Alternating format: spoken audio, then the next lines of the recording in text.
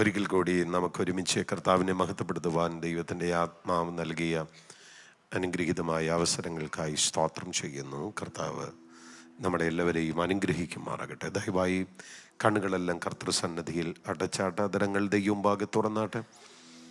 ഒരുമിച്ച് കർത്താവിനൊന്ന് സ്തോത്രം ചെയ്താട്ടെ.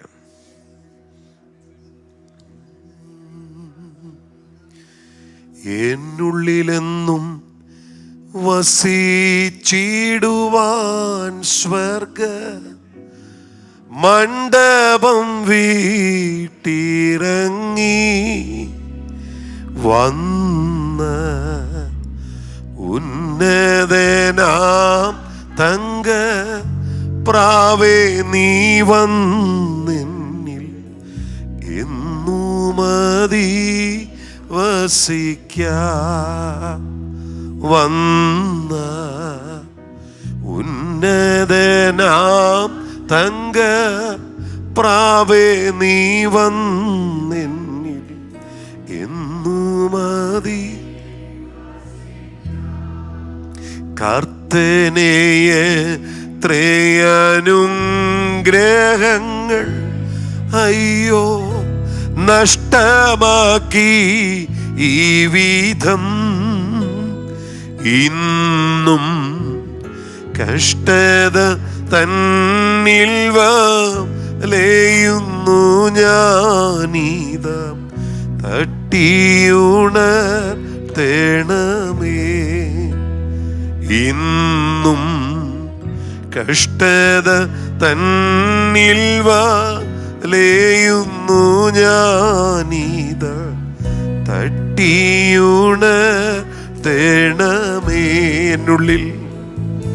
എന്നുള്ളിലെന്നും വസിച്ചിടുവാൻ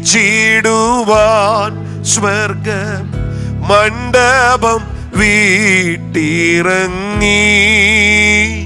വന്ന ഉന്നതനാം തങ്ക പ്രാവേ നീ വന്നിൽ എന്നു മതി വസിക്കാം.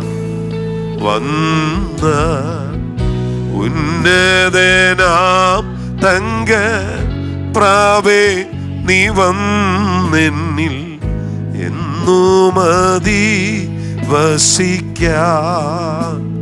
വന്ന ഉന്നതനാം തങ്ക പ്രാവേ നീ വന്നിൽ എന്നു മതി. കർത്താവേ, ഇത് അങ്ങയുടെ സമയമാണ്. അങ്ങ് ഈ സമയത്ത് ഞങ്ങളുടെ നടുവിൽ ഇറങ്ങി വരണമേ.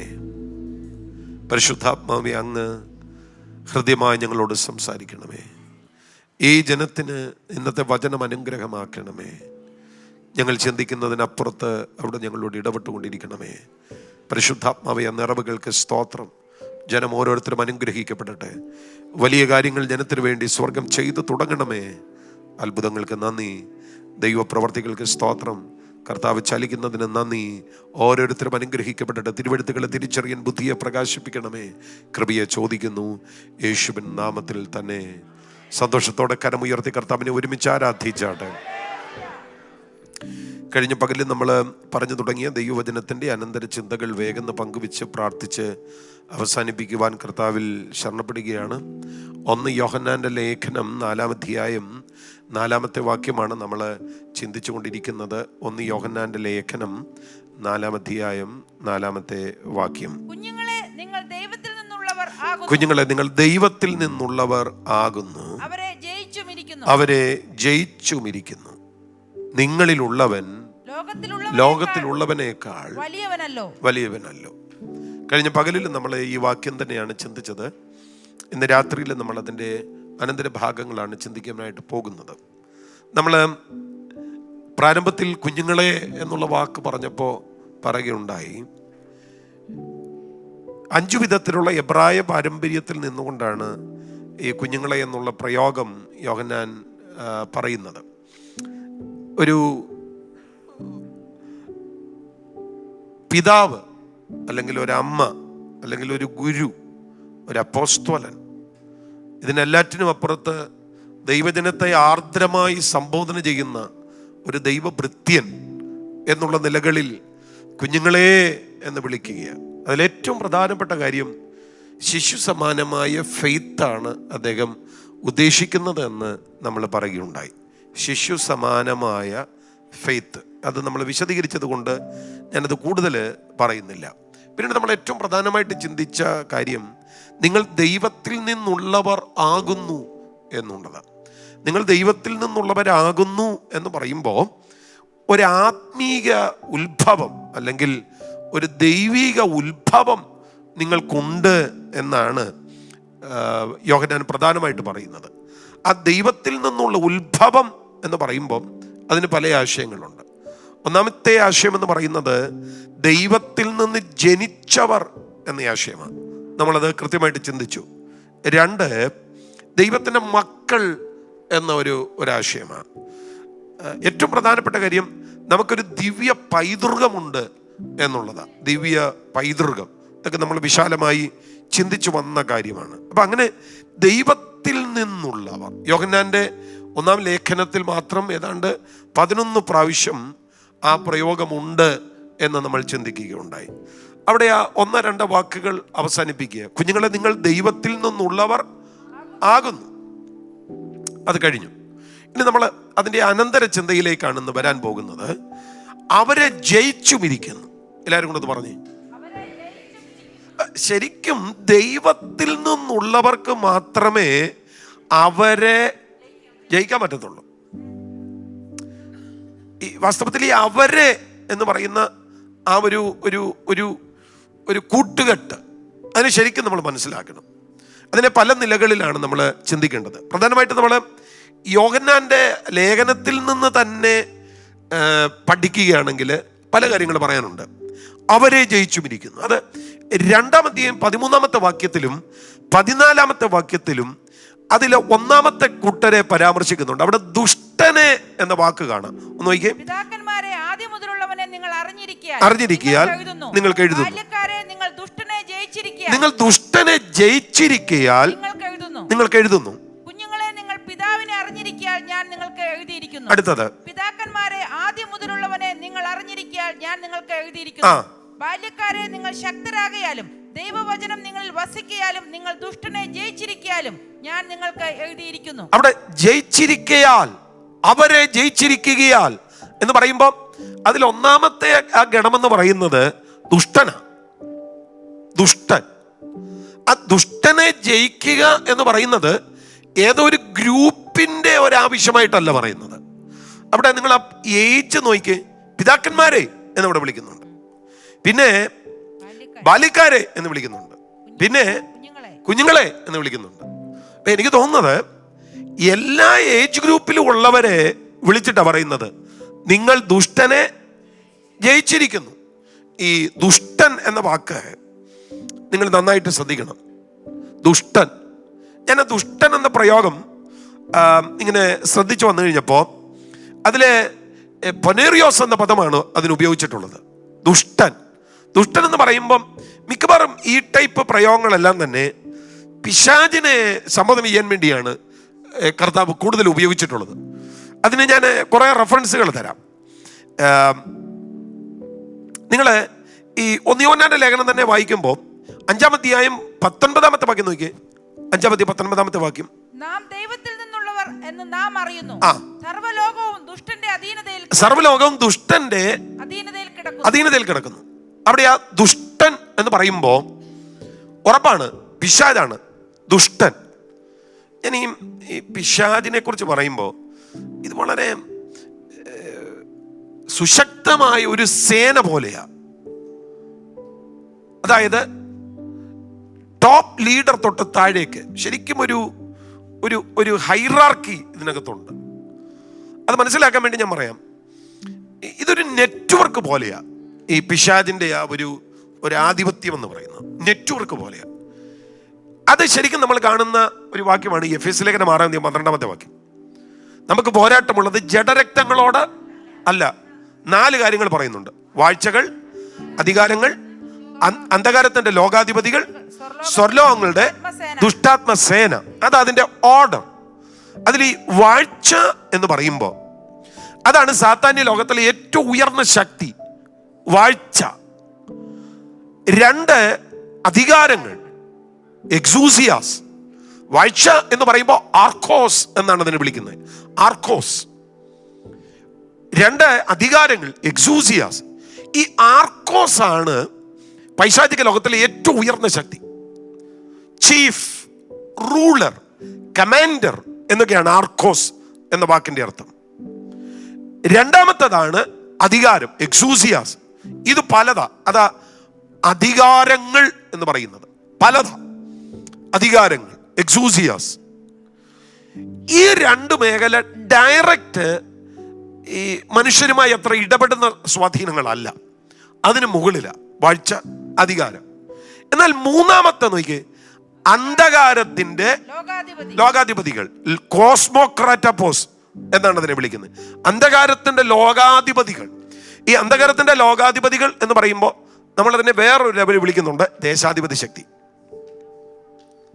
പാർസി ദേശത്തിന്റെ പ്രഭു എന്ന് വായിക്കുന്നുണ്ടല്ലോ. പാർസി ദേശത്തിന്റെ പ്രഭുവിനെ കുറിച്ച് കഴിഞ്ഞ ദിവസം ഞാനിങ്ങനെ ഒരു മെസ്സേജിനോടുള്ള ബന്ധത്തിൽ ഇങ്ങനെ പഠിച്ചു വന്നപ്പം, ഈ പാർസി ദേശത്തിന്റെ പ്രഭു എന്ന് പറയുമ്പോൾ അതൊരു സ്പിരിച്വൽ ലീഡറാണ്. സ്പിരിച്വൽ ലീഡർ അവിടുത്തെ ഏത് ഡിസിഷനെയും സ്വാധീനിക്കുന്ന, ആ ഭരണത്തിന്റെ ഏത് കാര്യങ്ങളെയും നിയന്ത്രിക്കുന്ന ഒരു സ്പിരിച്വൽ ഫോഴ്സ് ആണത്. സ്തോത്രം. അതാണ് ഈ ദേശാധിപതി എന്ന് നമ്മൾ വിളിക്കുന്ന, ദാനിയേലിൽ പാർസി ദേശത്തിന്റെ പ്രഭു എന്ന് പറയുന്ന ഈ സ്വാധീന ശക്തി. ഇത് എല്ലാ രാജ്യങ്ങളുടെ മേലും ഉണ്ട്. ഓരോ രാജ്യങ്ങളുടെ മേലും ഇവയ്ക്ക് അധികാരമുണ്ട്. രാജ്യങ്ങളുടെ മേൽ, പട്ടണങ്ങളുടെ മേൽ, വസ്ത്രത്തിൽ ഓരോ പോക്കറ്റുകളുടെ മേൽ പോലും ഇവയ്ക്ക് അധികാരമുണ്ട്. എന്നുണ്ടോ? അത് നമ്മൾ ബൈബിളിൽ ശരിക്കും കാണുന്നുണ്ട്. ഈ കർത്താവ് പറഞ്ഞൊരു വാക്യമുണ്ടല്ലോ, ബലവാനെ പിടിച്ചു കെട്ടിയിട്ടല്ലാതെ അവന്റെ വീട്ടിൽ കിടന്ന് അവന്റെ കോപ്പ്. അപ്പം ഒരു ബലവാൻ അവിടെ ഇരിപ്പുണ്ട്, അവനെ പിടിച്ചു കെട്ടിയിട്ടല്ലാതെ. ഇത് കർത്താവ് പറഞ്ഞതാ, വേറെ ആരുടെയും വാക്കല്ല. ഇത് മർക്കോസ് 3:27 എഴുതിയിട്ടുള്ളത്. ബലവാനെ പിടിച്ചു കെട്ടിയിട്ടല്ലാതെ. എല്ലാവരും കൂടെ പറഞ്ഞേ എന്ന് പറഞ്ഞ അതിന്റെ അർത്ഥം തന്നെ വേറൊരു മാർഗം ഇല്ല. ആദ്യം നമ്മൾ ഇതിനെയാണ് പിടിച്ചു കെട്ടേണ്ടത്. അതാ സ്വാധീന ശക്തി, അവിടെ നിയന്ത്രിക്കുന്ന സ്വാധീന ശക്തി. ഇതിനെ നമുക്ക് മനസ്സിലാക്കാൻ വേറൊരു വാക്കൂടെ പറയാം. ഈ ശിഷ്യന്മാരെ ഈരണ്ടായിട്ട് കർത്താവ് പറഞ്ഞയച്ചു. അവര് പോയി വലിയ റിപ്പോർട്ടുമായിട്ടാണ് കർത്താവിനെ എടുക്കുന്നത്. രോഗി സൗഖ്യമാകുന്നു, ഭൂതം പുറത്താകുന്നു. യേശു അവിടെ പറഞ്ഞൊരു കാര്യമുണ്ട്, പിശാച് മിന്നൽ പിണർ പോലെ, അല്ലെ, സാത്താൻ മിന്നൽ പോലെ താഴേക്ക് വീഴുന്നത് ഞാൻ ആ സാധനം താഴെ വീണപ്പോ അതിന്റെ ആധിപത്യത്തിലുള്ള സകലരും വിടുവിക്കപ്പെട്ടു. അതുകൊണ്ട് ഞാൻ പറഞ്ഞത്, ഇത് പിടിച്ചു കെട്ടപ്പെട്ടേ പറ്റൂ. ഒരാമയും പറഞ്ഞു.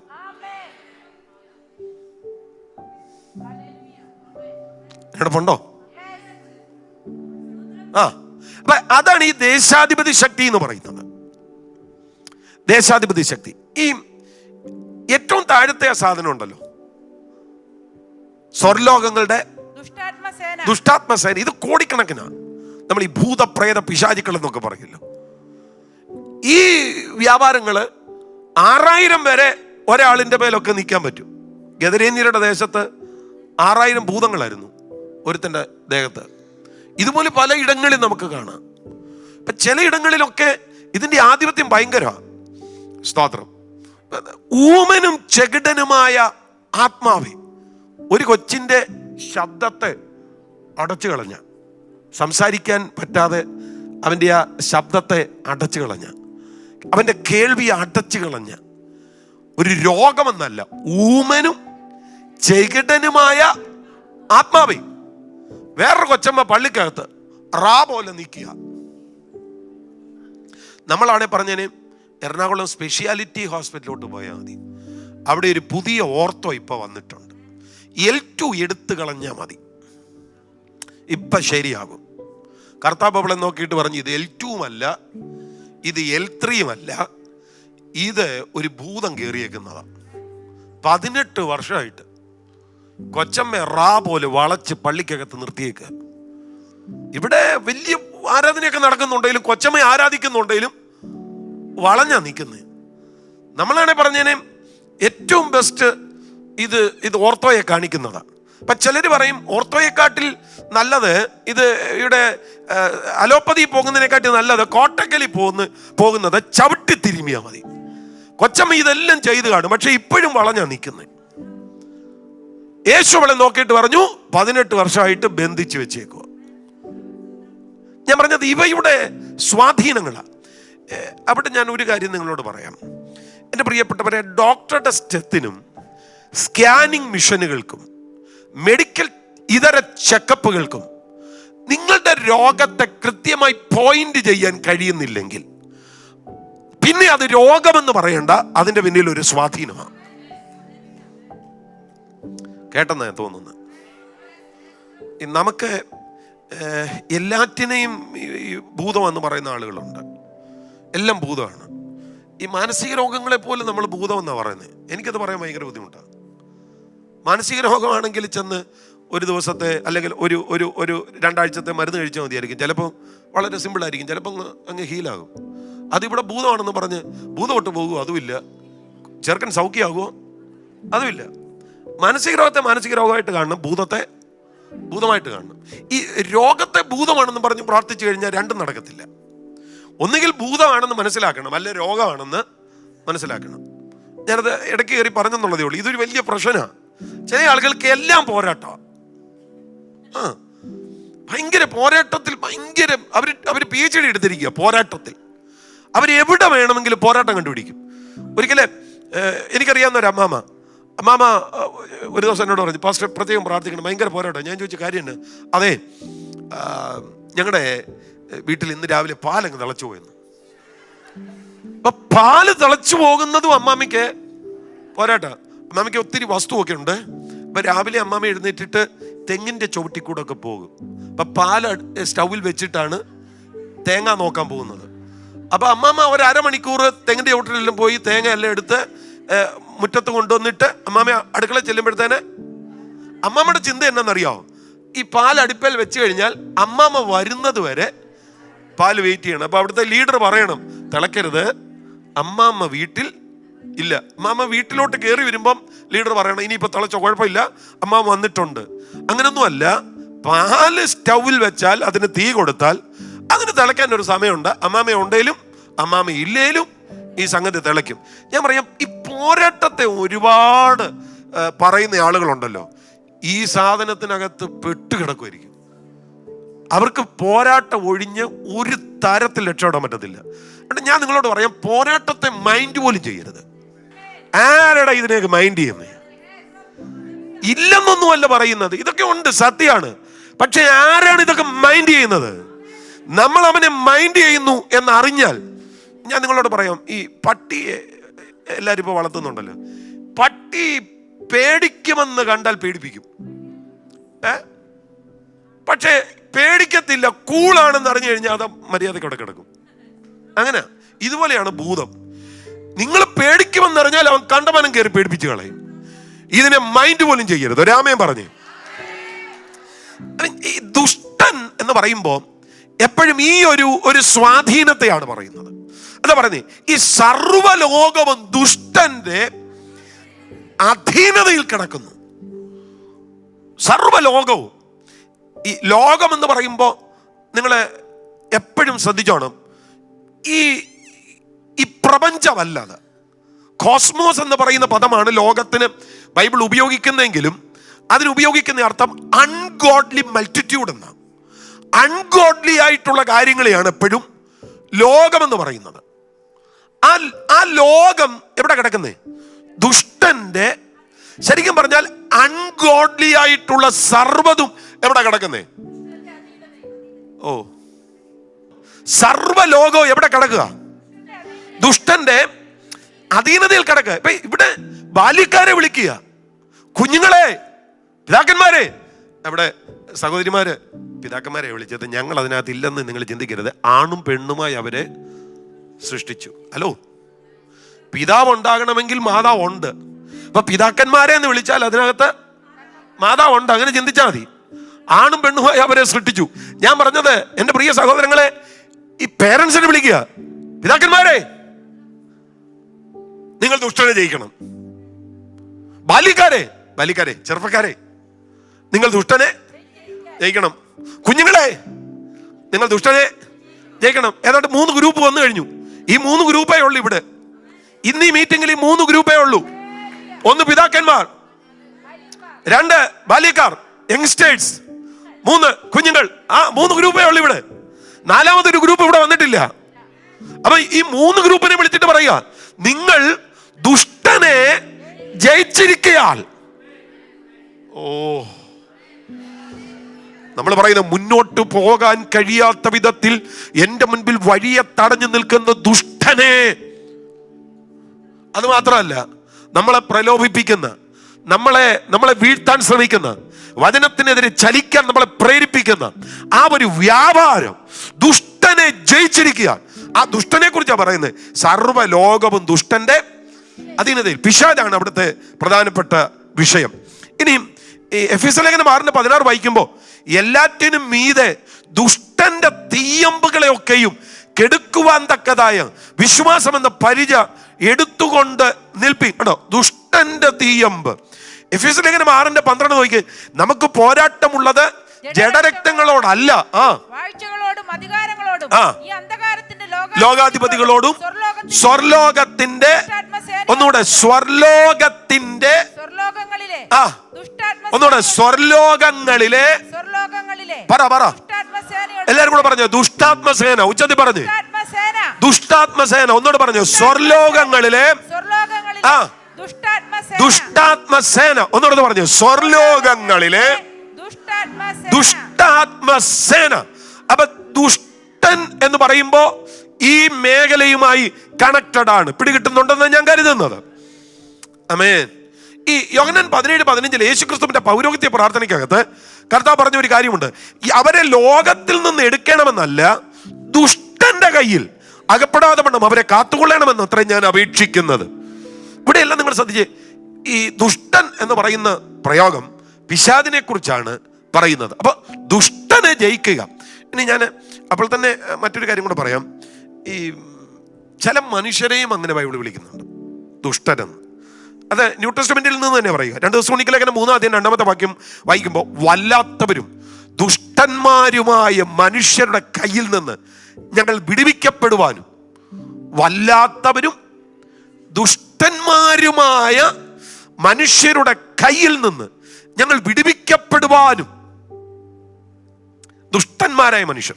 2 തിമോത്തിയോസ് 3:13 നമ്മൾ വായിക്കുമ്പോൾ, ദുഷ്ടമനുഷ്യരും മായാവികളും വഞ്ചിച്ചും വഞ്ചിക്കപ്പെട്ടും കൊണ്ട് എന്ന് നമ്മൾ വായിക്കുന്നുണ്ട്. 2 തിമോത്തിയോസ് 3:13. ദുഷ്ടമനുഷ്യരും, ആ വാക്ക് ഒന്നിച്ചൊന്ന് പറഞ്ഞ എന്നാ?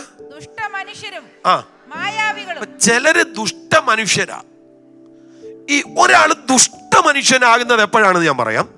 പിശാചുമായി കൂട്ടായ്മയിലേക്ക് വരുമ്പോഴാണ് ഒരാൾ ദുഷ്ടമനുഷ്യനാകുന്നത്. തെളിവ് 1 യോഹന്നാൻ 3:12. 1 യോഹന്നാൻ 3:12.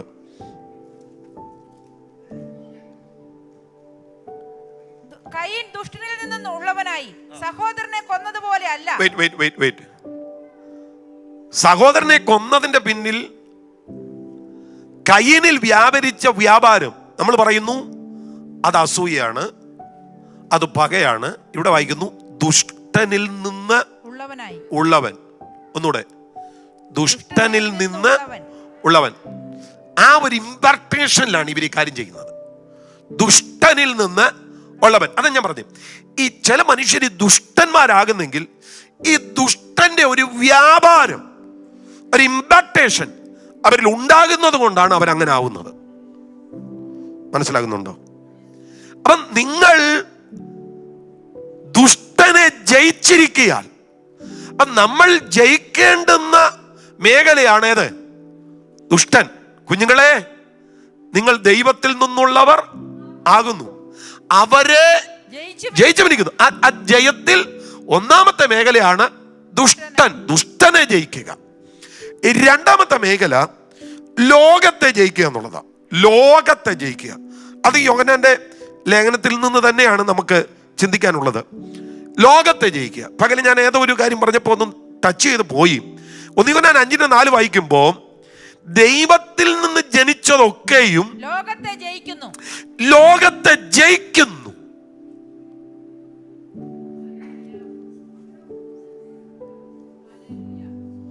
ഞാൻ ഇടയ്ക്ക് പറഞ്ഞായിരുന്നു, ലോകം എന്ന് പറയുമ്പം യൂണിവേഴ്സ് എന്ന ആശയമല്ല, അൺഗോഡ്ലി ആയിട്ടുള്ള കാര്യങ്ങളെ ജയിക്കുക. സ്തോത്രം. ഞാൻ വിശുദ്ധനാകയാൽ നിങ്ങളും, ഒന്നുകൂടെ പറഞ്ഞേ, ഞാൻ ഈ കഴിഞ്ഞ ഞായറാഴ്ച ഞങ്ങളുടെ ചർച്ചിലെ ഫസ്റ്റ് മെസ്സേജ് ഞാൻ പറഞ്ഞപ്പോ ദൈവം വിശുദ്ധിയിൽ അരുളി ചെയ്തു, ആ വാക്ക് പറയുണ്ടായി. ശരിക്കും ദൈവത്തിന്റെ വിശുദ്ധി എന്ന് പറഞ്ഞാൽ ഭയമുളവാക്കുന്ന ദൈവത്തിന്റെ സ്വഭാവമാണ് ദൈവത്തിന്റെ വിശുദ്ധി. ദൈവം എങ്ങനെ സംസാരിച്ചു? വിശുദ്ധിയിൽ. ദൈവം പറയുന്നതെല്ലാം വിശുദ്ധിക്കകത്താണ്. നമ്മൾ ഈ വാഗ്ദത്തത്തിലൊക്കെ ആശ്രയിക്കുന്നുവെങ്കിൽ അതിൻ്റെ പിന്നിലെ കാരണം വാഗ്ദത്തം വെറുതെ പറഞ്ഞതല്ല, ദൈവം തൻ്റെ വിശുദ്ധിക്കകത്ത് പറഞ്ഞതാണ്. ആ വിശുദ്ധി ദൈവത്തിന് ത്യജിക്കാൻ പറ്റത്തില്ല. വിശുദ്ധനല്ലാതെ നമുക്ക് ദൈവത്തെ കാണാൻ പറ്റത്തില്ല. ആ വിശുദ്ധിയുടെ വലിപ്പം എബ്രായലേഖനത്തിൽ പറയുന്നുണ്ട്, സ്വർഗം പോലും അവിടുത്തെ മുൻപിൽ വിശുദ്ധമല്ല. അപ്പൊ ഞാൻ പറഞ്ഞത് സ്വർഗം വിശുദ്ധമല്ല എന്നല്ല, സ്വർഗത്തെക്കാൾ വിശുദ്ധനാണ് ആര്?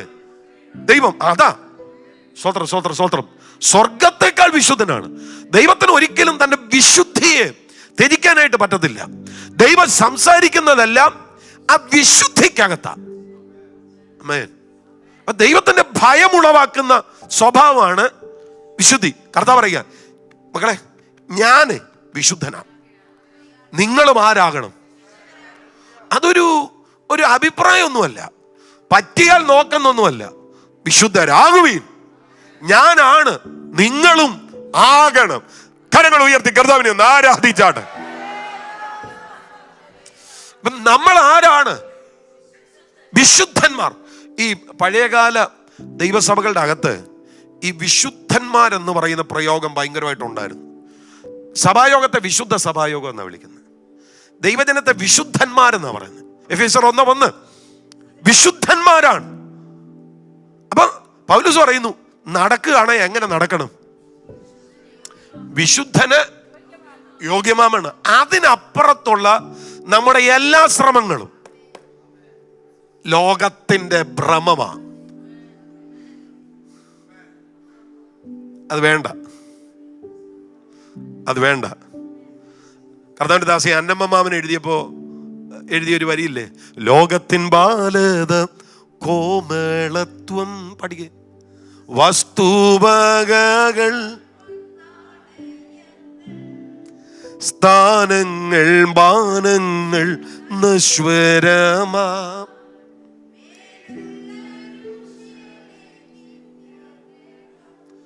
ലോകത്തിന്റെ ബാലതയും കോമളത്വം ഒന്നും വേണ്ട. ഹല്ലേലൂയ.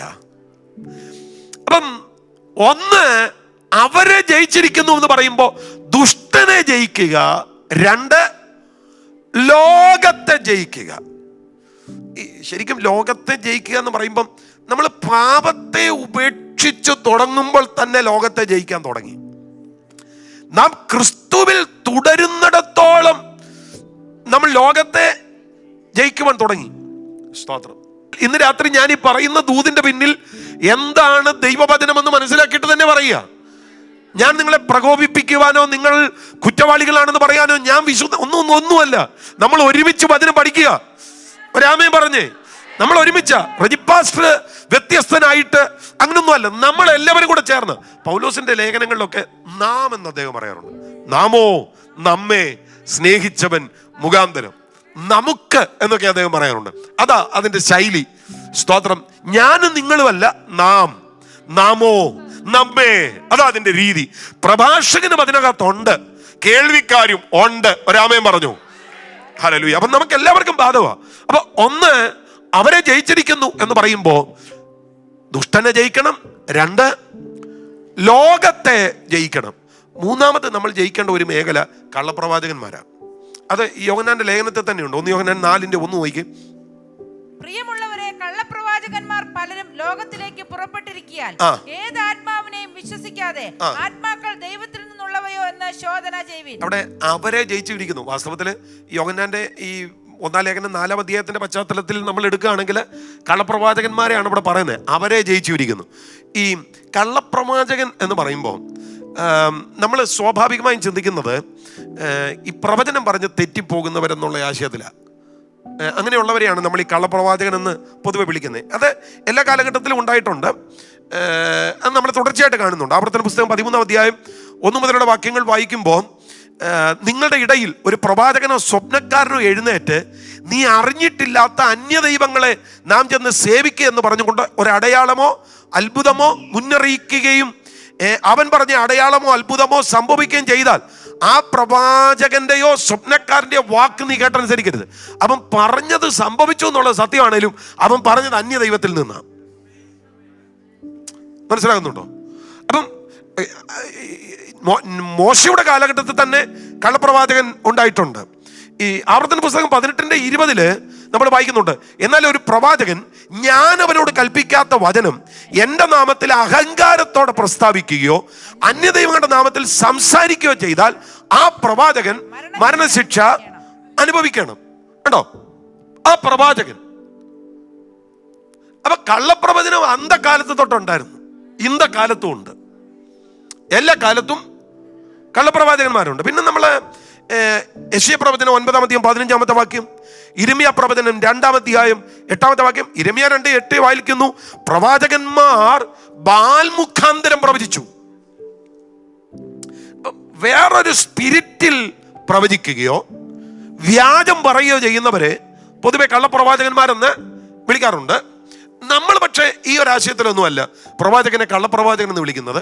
അയാൾ പറഞ്ഞ പ്രവചനം നമുക്ക് തൃപ്തിയായില്ലെങ്കിലോ അയാൾ പറഞ്ഞ പ്രവചനം തെറ്റിപ്പോയെങ്കിലോ നമ്മൾ അയാളെ കള്ളപ്രവാചകൻ എന്ന് വിളിക്കും. പക്ഷെ അത് മാത്രമല്ല കള്ളപ്രവചനം. വ്യാജമായി പറയുന്നതോ വേറൊരാത്മാവിൽ പ്രവചിക്കുന്നതോ മാത്രമല്ല കള്ളപ്രവചനം. കള്ളപ്രവചനം എന്ന് പറയുമ്പോൾ നിങ്ങൾ വേറൊരു വാക്യം കൂടെ കണക്ട് ചെയ്യണം, അപ്പോൾ അത് കൃത്യമായിട്ട് മനസ്സിലാകും. 2 പത്രോസ് ലേഖനം 2 അധ്യായം 1 വാക്യം. 2 പത്രോസ് 2:1 വേഗം വായിച്ചു. 2 പത്രോസ് 2:1. എന്നാൽ കള്ളപ്രവാചകന്മാരും ജനത്തിന്റെ ഇടയിൽ ഉണ്ടായിരുന്നു. അങ്ങനെ നിങ്ങളുടെ ഇടയിലും ദുരുപദേഷ്ടാക്കന്മാർ ഉണ്ടാകും. അത്രയും നിർത്തിക്കേ. കള്ളപ്രവാചകന്മാരും ജനത്തിന്റെ ഇടയിൽ ഉണ്ടായിരുന്നു, അങ്ങനെ നിങ്ങളുടെ ഇടയിലും ദുരുപദേഷ്ടാക്കന്മാർ ഉണ്ടാകും. അപ്പൊ കള്ളപ്രവാചകൻ എന്ന് ഇന്ന് പറയുന്നത് ആരെ കൂടെയാ? ദുരുപദേഷ്ടാക്കന്മാരെ. ദൈവവചനത്തിന്റെ കൃത്യത വിട്ടിട്ട് ആരെങ്കിലും ഒരാള് ഒരു കാര്യം പഠിപ്പിക്കുന്നുവെങ്കിൽ അയാളെയും വിളിക്കേണ്ട പേരെന്താണ്? കള്ളപ്രവാചകൻ. ഞാൻ പറയാം, എൻ്റെ പ്രിയ ദൈവങ്ങളെ, നമ്മുടെ ടെർമിനോളജിയിൽ പോലും ഒരു ബൈബിളീകത ഉണ്ടാകണം. അതായത് ബൈബിളിന് പുറത്തുള്ള ടെർമിനോളജിയാണ് റെവലേഷൻ പറയാൻ ഉപയോഗിക്കുന്നതെങ്കിൽ പോലും സംശയിക്കണം. മനസ്സിലാകുന്നുണ്ടോ? ഈ കൃത്യം വചനം പറയുന്നവനിലെ കൃത്യം അനോയിന്റിങ് ഉണ്ടാകത്തുള്ളൂ. വചനം റോങ് ആയിട്ട് വ്യാഖ്യാനിക്കുന്നവനിൽ റോങ് സ്പിരിറ്റ് ആണ്. ഈ 1 തിമോഥെയോസ് 4:1 അങ്ങനെ വായിക്കുന്നത്, വ്യാജാത്മാക്കളുടെയും ഭൂതങ്ങളുടെയും ഉപദേശത്തിൽ ആശ്രയിച്ച് ഭോഷ്ക് പറയുന്നവരുടെ കപടത്താൽ വിശ്വാസം ത്യജിക്കുമെന്ന് ആത്മാവ് തെളിവായി പറയുന്നു. ഈ ടൈപ്പ് പ്രസംഗങ്ങളുടെ ആകെ തുക എന്ന് പറയുന്നത് വിശ്വാസം ത്യജിക്കുകയാണ്. നിങ്ങൾ ഏതെങ്കിലും ഒരു പ്രസംഗം കേട്ടിട്ട് ഞാൻ എന്തിനാ ഇത്രയും മസിൽ പിടിക്കുന്നത്, വളരെ ഫ്രീ ആയിട്ട് പോയാൽ മതിയല്ലോ എന്ന് തോന്നിപ്പോയിട്ടുണ്ടെങ്കിൽ നിങ്ങളെ കൊണ്ട് ആ തോന്നിപ്പിച്ച ആ വ്യാപാരം വേറൊരു വ്യാപാരമാണ്. ഒരാമേൻ പറ. ഇതിലൊന്നും കാര്യമൊന്നുമില്ലെന്ന്. എന്നാ ചെയ്താലും എന്താ, നമ്മൾ ചർച്ച വരുമ്പോൾ കർത്താവിനെ വിശ്വസ്തയോടങ്ങ് ആരാധിച്ചാൽ മതി. മൺഡേ ടു സാറ്റർഡേ എങ്ങനെ ആയാലും എന്താ, നോ പ്രോബ്ലം. നിനക്ക് ചെയ്യാനുള്ളതൊക്കെ ചെയ്തോ, സ്തോത്രം പറഞ്ഞ് 2 അടിച്ചോ, നോ പ്രോബ്ലം. പക്ഷെ ഞായറാഴ്ച ചർച്ച വരണം. ഇങ്ങനെ ഒരു ദൂതാണ് വരുന്നതെങ്കിൽ ഉറപ്പാണ് ആ പറയുന്ന ആളിന്റെ പിന്നിൽ വ്യാപരിക്കുന്ന സ്പിരിറ്റ് വ്യാജ സ്പിരിറ്റാ. കേൾക്കുന്നുണ്ടോ? നമ്മുടെ ഫെയ്ത്തിനെ കളയുകയല്ല, നമ്മുടെ ഫെയ്ത്തിനെ വർദ്ധിപ്പിക്കുക. നമ്മൾ പാടത്തില്ലേ, ഇന്നലെ കളിന്നു ഞാനൻ പ്രിയൻ നാടിനോ. നമ്മൾ ആ നാടിനോട് അടുക്കുക, ഇന്നലേക്കാൾ ഇന്ന് കൂടുതൽ അടുക്കുക. അകലുകയാണെങ്കിൽ സ്പിരിറ്റ് കറക്റ്റ് അല്ല. എന്നോടൊപ്പം ഉണ്ടെങ്കിൽ ഒരാമയും പറഞ്ഞു. അപ്പൊ ജയിക്കണം. ഒന്നുകൂടെ പറഞ്ഞേ. അപ്പൊ നമ്മൾ കുറഞ്ഞത് ഇവ 3 കാര്യങ്ങൾ പറഞ്ഞു. 1, പിശാചിനെ ജയിക്കണം, അഥവാ ദുഷ്ടനെ ജയിക്കണം. 2, ലോകത്തെ ജയിക്കണം. 3, കള്ളപ്രവാചകന്മാരെ ജയിക്കണം. അപ്പൊ ഇതെല്ലാം കൂടെ ചേർത്ത് പറയുക, കുഞ്ഞുങ്ങളെ, നിങ്ങൾ ദൈവത്തിൽ നിന്നുള്ളവർ ആകുന്നു, അവരെ ജയിച്ചുമിരിക്കുന്നു. ഒന്നുകൂടെ പറഞ്ഞേ, അവരെ. ഒന്നുകൂടെ പറഞ്ഞേ. ശരിക്കും തോൽവി എന്ന് പറയുന്ന ഒരു കാര്യം നമ്മുടെ മുൻപിൽ ഇല്ല. നമ്മൾ തോൽക്കേണ്ടവരല്ല, നമ്മൾ ജയിക്കേണ്ടവരാ. ഒന്നുകൂടെ പറഞ്ഞേ, നമ്മള് ശബ്ദം ഉയർത്തി പറ. നമ്മള് ജയിക്കേണ്ടവരാ, തോക്കേണ്ടവരല്ല, ജയിക്കേണ്ടവരാണ്.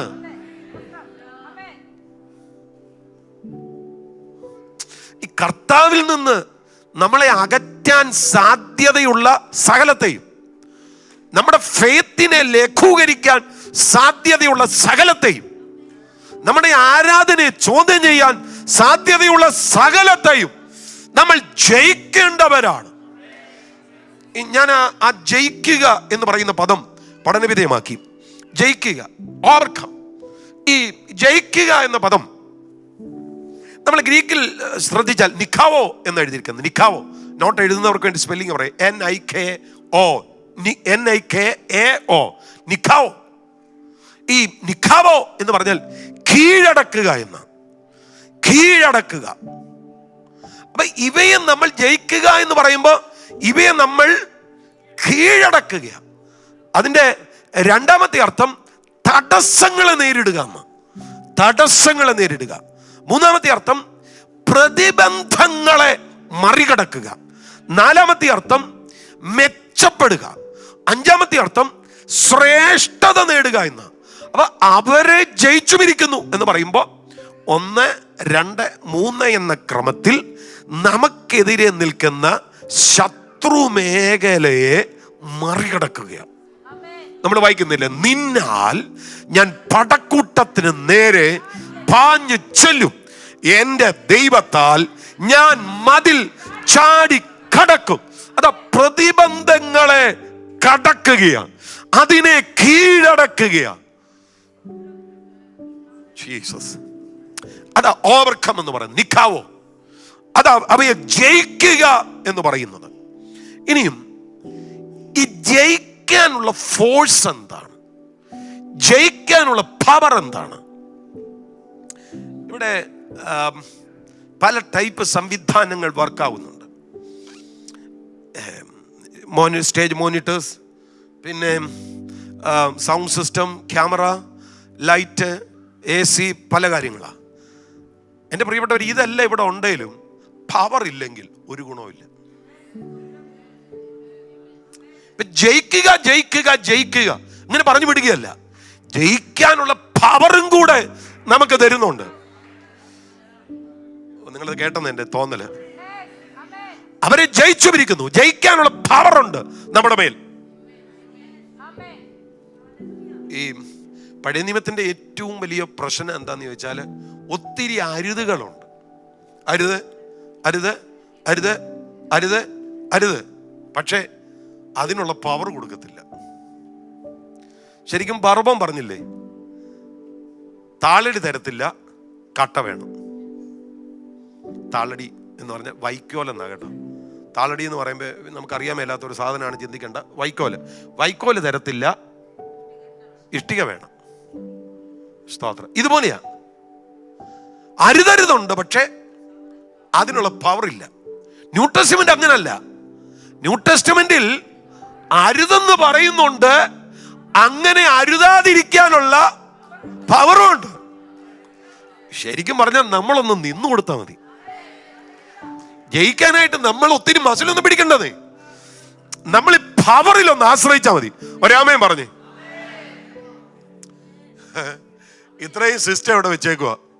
ഞാൻ ഈ മൈക്കും കൈ പിടിച്ചിട്ട് ഇവിടെ കിടന്ന് കാറേണ്ട കാര്യമൊന്നുമില്ല. നിങ്ങൾക്ക് കേൾക്കാൻ കഴിയുന്ന വിധത്തിൽ അങ്ങ് പറഞ്ഞാൽ മതി, ബാക്കി ഈ സിസ്റ്റം ചെയ്തോളൂ. അതിനല്ലേ ഇതിവിടെ കൊണ്ടുവച്ചേക്കുന്നത്, അല്ലേ? അതുപോലെയാ, നമ്മൾ നിന്നു കൊടുത്താൽ മതി. ജയിക്കാനുള്ള പവർ നമുക്ക് ദൈവം തരികയാ. നമ്മളെ ജയിപ്പിക്കുന്ന ഘടകങ്ങളിൽ ഒന്നാമത്തെ കാര്യം കർത്താവ് യേശു ക്രിസ്തുവാ. ഓ, അതുകൊണ്ടല്ലേ നമ്മൾ വായിക്കുന്നത്, നമ്മുടെ കർത്താവായ യേശു ക്രിസ്തു മുഖാന്തരം നമുക്ക് ജയം നൽകുന്ന ദൈവത്തിന്. ഉച്ചത്തി പറ എല്ലാരും കൂടെ ചേർന്നെന്ന് പറഞ്ഞ്, നമ്മുടെ കർത്താവായ യേശു ക്രിസ്തു മുഖാന്തരം നമുക്ക് ജയം നൽകുന്ന ദൈവത്തിന്. ഉച്ചത്തിൽ പറ ഒരിക്കൽ കൂടെ, നമ്മുടെ കർത്താവായ യേശു ക്രിസ്തു മുഖാന്തരം നമുക്ക് ജയം നൽകുന്ന ദൈവത്തിന് സ്തോത്രം.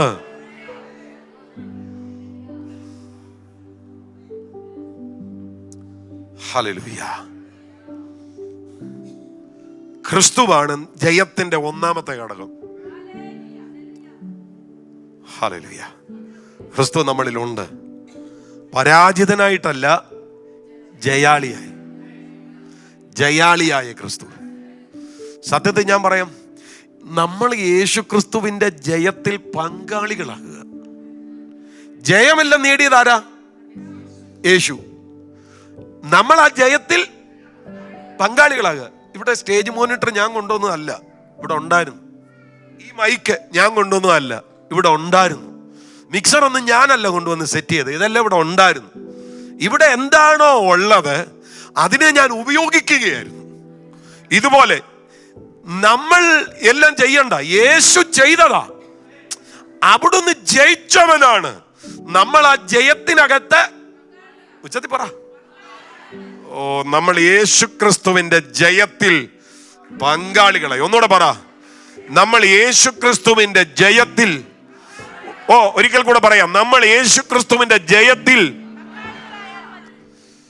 ഓ, അതാണ് കൊരിന്ത്യർ ലേഖനത്തിൽ പറയുന്നത്, ക്രിസ്തുവിൽ ഞങ്ങളെ എപ്പോഴും ജയോത്സവമായി നടത്തുകയും ഞങ്ങളെ കൊണ്ട് എല്ലായിടത്തും തൻ്റെ പരിജ്ഞാനത്തിന്റെ വാസന വെളിപ്പെടുത്തുകയും ചെയ്യുന്ന ദൈവത്തിന് സ്തോത്രം.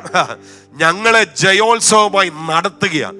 ഞങ്ങളെ നടക്കുകയല്ല, ഞങ്ങളെ നടത്തുക. ഇന്ന് പകലിൽ ഈ മെസ്സേജ് കേട്ടുകൊണ്ടിരിക്കുമ്പോൾ എനിക്ക് ജയിക്കണമെന്ന ഒരു കൊതി നിങ്ങളുടെ ഈ അകത്ത് വ്യാപരിക്കുകയും നിങ്ങൾ ക്രൈസ്റ്റിൽ ആശ്രയിക്കുകയും ചെയ്താൽ കർത്താവ് പറയും, മോനെ, നീ ജയിക്കാനായിട്ട് മസിൽ പിടിക്കണ്ട, ഞാൻ നേടിയ ജയത്തിൽ നീ പങ്കാളിയായാ മതി.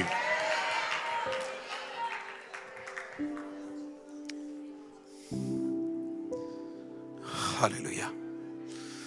ജയത്തിലെ ഒന്നാമത്തെ ഘടകം ക്രൈസ്റ്റാണ്. ഹല്ലേലൂയ. ഞാനത് പറയുമ്പോൾ എൻ്റെ മനസ്സിലൊരു പാട്ടിങ്ങനെ വരുന്നുണ്ട്, ഒരു പഴയ പാട്ടാ. തോൽവിയേയുള്ളൂ എന്നിലോർക്കുകിൽ, തോൽവിയേയുള്ളൂ എന്നിലോർക്കുകിൽ, കാൽവരിയിലെ വിജയി നീയൻ കൈപിടിക്കണേ. നമ്മളിലല്ല എന്നാ ഉള്ളേ? തോൽവി. അതിലെ വേറൊരു പല്ലവിയുണ്ട്, അറിവുകേടുകൾ അധികമുണ്ടെന്നിൽ, അറിഞ്ഞു നീ നിന്നരികിലെന്നെ ചേർത്തണക്കണേ. എന്നിൽ അറിവുകേടുകളേ ഉള്ളൂ, പക്ഷെ അറിഞ്ഞ് എന്നെ അങ്ങയുടെ അടുക്കൽ. ഓഹോ, അതുകൊണ്ടല്ല പറഞ്ഞത് നിങ്ങൾ ഒരുവനും ജ്ഞാനം കുറവാണെങ്കിൽ ഭത്സിക്കാതെ. ബൈബിളിന്റെ രീതി അതല്ല. നമ്മളിൽ ഒരുവൻ ജ്ഞാനം കുറവാണെങ്കിൽ അവനെ എന്ത് ചെയ്യരുത്? ഭത്സിക്കരുത്. അവനെ പരിഹസിച്ച് അവനെ നശിപ്പിക്കരുത്. ഭത്സിക്കാതെ ഔദാര്യമായി കൊടുക്കുന്ന ദൈവത്തോട് പറയണം, കർത്താവേ ഇവന് അറിവില്ല കർത്താവ്, ഇവന് അറിവ് കൊടുക്കുക കർത്താവ്, ഇവന് ജ്ഞാനം കൊടുക്കുക, ഇവന് ജ്ഞാനം കൊടുക്കുക കർത്താവേ. ഔദാര്യമായി കൊടുക്കുന്ന ദൈവം. ഒന്നുകൂടെ പറയാം, എന്നാ നമ്മുടെ ദൈവം ആരാ? അപ്പൊ അറിവുകേടുണ്ടോ? കർത്താവിനോട് പറഞ്ഞാൽ മതി, ഔദാര്യമായിട്ട് തരും. ഇന്ന് രാത്രിയിലെ കർത്താവിനോടൊന്ന് ചോദിച്ചേ, ഔദാര്യമായി കർത്താവെ ജ്ഞാനം തരണേ കർത്താവെ. ഒന്ന് പ്രാർത്ഥിച്ച. നിങ്ങളുടെ മേഖലയിൽ നിങ്ങൾ അഗ്രഗണ്യനായിരിക്കും, പക്ഷേ ആമേൻ, കർത്താവ് തരുന്ന എക്സ്ട്രാ ഓർഡിനറി വിസ്ഡം ഉണ്ട്. ഒന്ന് പ്രാർത്ഥിച്ചേ, കർത്താവെ എനിക്ക് അങ്ങനെ ഒരു ജ്ഞാനം തരണം. എത്ര പേര് പ്രാർത്ഥിക്കാൻ പറ്റുന്നവരെ അതരം തുറന്ന് ഉച്ചത്തിലൊന്ന് പ്രാർത്ഥിച്ചേ. കർത്താവെ എനിക്ക് അങ്ങനെ ഒരു വിസ്ഡം തരണം. ഉച്ചത്തിൽ പ്രാർത്ഥിന്. Glory glory glory. ചിലരുടെ മേൽ അങ്ങനെ ഒരു വിസ്ഡത്തിന്റെ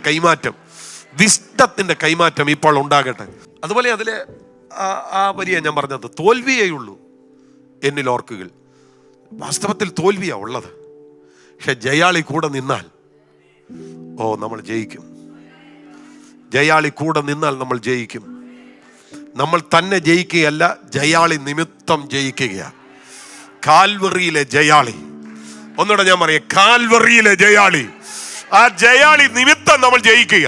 ഇവിടെ ഇരിക്കുന്ന ചിലരെ നോക്കി ഞാൻ ആത്മാവിൽ പ്രവചിച്ചു പറയാം, നിങ്ങൾ ഇനി മേലിൽ പരാജിതനല്ല, നിങ്ങൾ ജയാളിയാണ്. അത് നിങ്ങളുടെ കഴിവ് നിമിത്തമല്ല, ജയാളിയായ ക്രിസ്തു നിമിത്തം ജയിക്കുകയാണ്.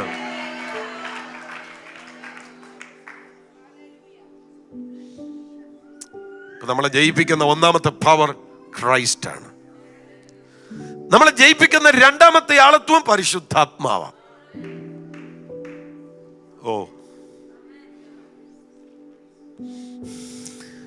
അതുകൊണ്ട് യോഹന്നാൻ 16:13 പറയുന്ന, സത്യത്തിന്റെ ആത്മാവ് വരുമ്പോഴോ അവൻ നിങ്ങളെ സകല സത്യത്തിലും വഴി നടത്തും. നിങ്ങൾക്ക് PhD കാണുമായിരിക്കും, പക്ഷെ അതുകൊണ്ട് സത്യത്തിൽ നടക്കാൻ പറ്റത്തില്ല. ഏത് വിഷയത്തിലാണ് PhD, അതുമായിട്ട് വലിയ ഗ്രാഹ്യം കാണും, പക്ഷെ സത്യത്തിൽ നടക്കാൻ പറ്റത്തില്ല. സത്യത്തിൽ നടക്കണമെങ്കിൽ സത്യത്തിന്റെ ആത്മാവ് വരണം. നിങ്ങൾ വളരെ വിജയിച്ച ഒരു ബിസിനസ്സുകാരനായിരിക്കും, പക്ഷേ സത്യത്തിൽ നടക്കാൻ പറ്റത്തില്ല. സത്യത്തിൽ നടക്കണമെങ്കിൽ സത്യത്തിന്റെ ആത്മാവ് വരണം. ഈ സത്യത്തിന്റെ ആത്മാവ് അല്ലെ ആരെങ്കിലും സത്യത്തിന്റെ ആത്മാവ് വരണം. ആമേൻ. സത്യത്തിന്റെ ആത്മാവ് വരണം. അപ്പൊ നമ്മള് വിജയിക്കുവാൻ തുടങ്ങും. ആമേൻ. സത്യത്തിന്റെ ആത്മാവിനാൽ നമ്മൾ വിജയിക്കും. ഗ്ലോറി. ഞാനത് പറയുമ്പോൾ എൻ്റെ മനസ്സിൽ ഇങ്ങനെ ഒരു പാട്ടുണ്ട്, സത്യാത്മാവെ വന്നെന്നുള്ളിൽ വാസം ചെയ്യണേ. D major. സത്യാത്മാവെ വന്നെന്നുള്ളിൽ വാസം ചെയ്യണേ. നിത്യാത്മാവേ നിത്യതയിൽ എത്തുവോളവും. പഴയ പാട്ട്. സത്യാത്മാവെ വന്നെന്നുള്ളിൽ വാസം ചെയ്യണേ, നിത്യാത്മാവേ നിത്യതയിൽ എത്തുവോളവും. ഒന്നിടത്ത് പഠിക്കേ. സത്യാത്മാവേ വന്നെന്നുള്ളിൽ വാസം ചെയ്യണേ, നിത്യാത്മാവേ നിത്യതയിൽ. എല്ലാരും കൂടെ ചേർന്ന് ഒന്നിച്ചൊന്ന് ധ്യാനാത്മകമായി ഒന്ന് പാടിക്കേ. സത്യാത്മാവേ വന്നെന്നുള്ളിൽ വാസം ചെയ്യണേ, നിത്യാത്മാവേ നിത്യതയിൽ എത്തുവോളവും.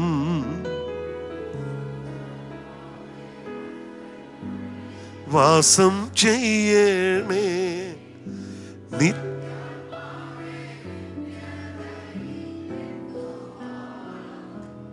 സത്യാത്മാവെ വന്നെന്നിൽ വാസം ചെയ്യണേ. ഹല്ലേലൂയ. ആത്മാവാണ് നമ്മളെ അങ്ങനെ നടത്താൻ പോകുന്നത്. വിജയിക്കുന്ന വിധത്തിൽ നമ്മളെ നടത്താൻ പോകുന്നത് ആരാണ്? ആത്മാവാ. ആത്മാവ് നമ്മളെ നടത്താൻ തുടങ്ങിയ നമ്മൾ വിജയിക്കും. പരാജയപ്പെടത്തില്ല. ജീസസ്.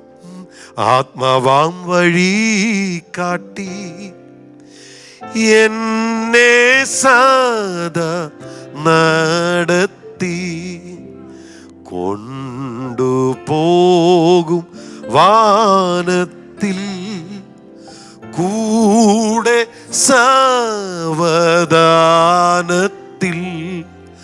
ക്ഷീണരെ സന്തോഷിപ്പിൻ തന്നിമ്പമൊഴി കേൾപ്പിൻ സഞ്ചാരി നീ കൂടെ വാ ചേർക്കാം നിന്നെ വീട്ടിൽ. ഒന്നെടുത്ത് പഠിക്കേ. ആത്മാവാ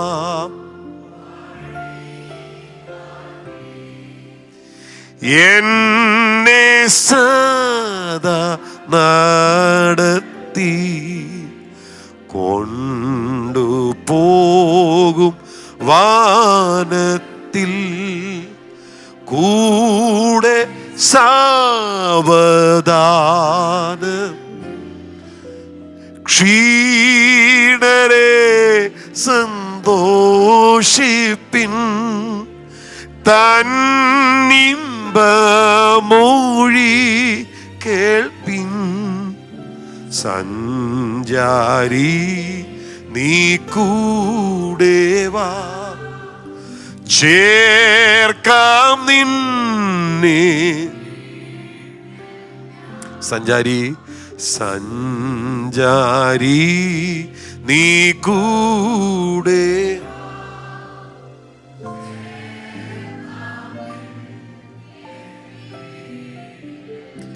ഒന്നുകൂടെ. സഞ്ചാരി നീ കൂടെ വാ ചേർക്കാം നിന്നെ.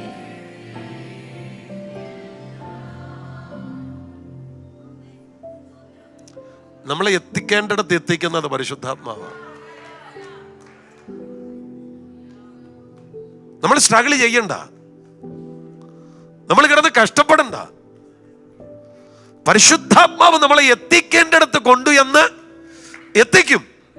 ഇവിടെ റോമലേഖനത്തിലെ ഒരു വാക്യമുണ്ട്. 8-ാം അധ്യായത്തില് നമ്മൾ വായിക്കുന്നു, അവണ്ണം ആത്മാവ് നമ്മുടെ ബലഹീനതയ്ക്ക് തുണ നിൽക്കുന്നു. വീണ്ടും പോലെ പ്രാർത്ഥിക്കേണ്ടത് എന്തെന്ന് നാം അറിയുന്നില്ലല്ലോ. നമുക്കറിയില്ല. നമുക്ക് ഭയങ്കര നല്ല വാക്കുകളൊക്കെ ഉപയോഗിച്ച് പ്രാർത്ഥിക്കാൻ അറിയാം. പക്ഷേ പൗലോസ് വെളിപ്പാട് പറയാ, നമുക്ക് വേണ്ടുന്നത് പോലെ പ്രാർത്ഥിക്കാൻ അറിയത്തില്ല. ഞാൻ നിങ്ങളോട് പറയാം, നമ്മൾ പ്രാർത്ഥിക്കുന്ന പല പ്രാർത്ഥനകളും വേണ്ടുന്നത് പോലുള്ള പ്രാർത്ഥനയല്ല. സത്യമായിട്ടും അല്ല. സ്തോത്രം. നമ്മൾ എല്ലാ ദിവസവും പ്രാർത്ഥിക്കുന്ന പ്രാർത്ഥനയൊന്ന് നിങ്ങളൊന്ന് ആലോചിക്കുക. ഇന്നലെ വൈകിട്ട് പ്രാർത്ഥിച്ച പ്രാർത്ഥന ഞാൻ പറയാം എങ്ങനെയാണ്. കരുണാസമ്പന്നനായ ദൈവമേ, സ്വർഗത്തിലെ നല്ല കർത്താവേ, നല്ല രാത്രിക്കായി സ്തോത്രം ചെയ്യുന്നു.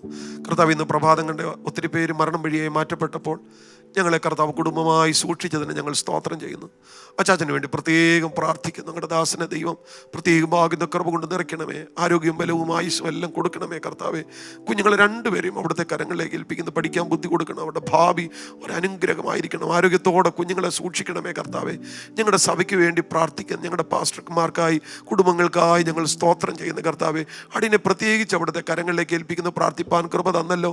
ആരോഗ്യത്തോടെ സൂക്ഷിക്കണമേ കർത്താവേ. ഇന്ന് രാത്രി നല്ല ഉറക്കം തരണേ. പ്രഭാതത്തോടെ അങ്ങേ സ്തുതിക്കുവാൻ കൃപ ചെയ്യണമേ. ഈ രാത്രി കർത്താവ് സഹായിച്ചാട്ടെ, യേശുവിന്റെ നാമത്തിൽ. ഇന്നലെ എന്നാ പ്രാർത്ഥിച്ചേ? പറ, ഇന്നലെ എന്നാ പ്രാർത്ഥിച്ചേ? മിനിഞ്ഞാന്നോ? കഴിഞ്ഞ ആഴ്ച എന്നാ പ്രാർത്ഥിച്ചേ? കഴിഞ്ഞ മാസം എന്നാ പ്രാർത്ഥിച്ചേ? നാളെ എന്നാ പ്രാർത്ഥിക്കാൻ പോകുന്നേ? അതാ ഞാൻ പറഞ്ഞേ, നമ്മുടെ ഒരു സ്റ്റൈല് പറയാം. കരുണാസമ്പന്നനായ ദൈവമേ, എല്ലാവരും മരണം വഴിയായി പോയേ, ഇനി ആര് മരണം വഴിയായി പോയാലും കുഴപ്പമില്ല, എന്നെ എൻ്റെ അച്ചാച്ചനെ സൂക്ഷിച്ചോണം. ഞാൻ ഞാൻ പറഞ്ഞ പ്രാർത്ഥനയാണ്, പക്ഷേ വേണ്ടുന്നത് പോലെയല്ല. പക്ഷെ പൗലോസ് പറയുന്നു, കുഞ്ഞെ നീ എങ്ങനെ പ്രാർത്ഥിച്ചാലും വേണ്ടുന്നത് പോലെ ആവത്തില്ല. അത് നമ്മുടെ ബലഹീനതയാ, നമ്മുടെ ബലഹീനതയാ. പൗലോസ് റോമാസഭയിലുള്ളവരുടെ ബലഹീനത എന്നല്ല പറഞ്ഞ്, നമ്മുടെ. പൗലോസും അതിനകത്തുണ്ട്. അവന്റെ ആത്മാവ് നമ്മുടെ ബലഹീനതയ്ക്ക് തുണ നിൽക്കുന്നു. വേണ്ടും പോലെ പ്രാർത്ഥിക്കേണ്ടത് എന്തെന്ന് നമുക്ക് അറിയത്തില്ലല്ലോ. ആത്മാവ് തന്നെ ഉച്ചരിച്ചുകൂടാത്ത ഞരക്കങ്ങളാ നമുക്ക് വേണ്ടി പക്ഷപാതം ചെയ്യുന്നു. ഓ, ദൈവഹിത പ്രകാരം പക്ഷപാതം ചെയ്യുന്നെന്ന് പറയുന്നത്. ഉച്ചരിച്ചുകൂടാത്ത ഞരക്കങ്ങളാൽ നമുക്ക് വേണ്ടി ദൈവഹിത പ്രകാരം പക്ഷപാതം ചെയ്യുന്നു. നമുക്കറിയത്തില്ല ദൈവഹിതം എന്നാന്ന്, ആത്മാവിനറിയാം ദൈവഹിതം എന്നാന്ന്. അപ്പൊ ആത്മാവ് ആ ദൈവഹിതത്തിൽ നിന്ന്, ഞാൻ പറഞ്ഞത് നമ്മുടെ ബലഹീനതയ്ക്ക് തുണ നിൽക്കുക. ഓ, സ്ട്രഗിൾ ചെയ്യുന്നുണ്ടോ?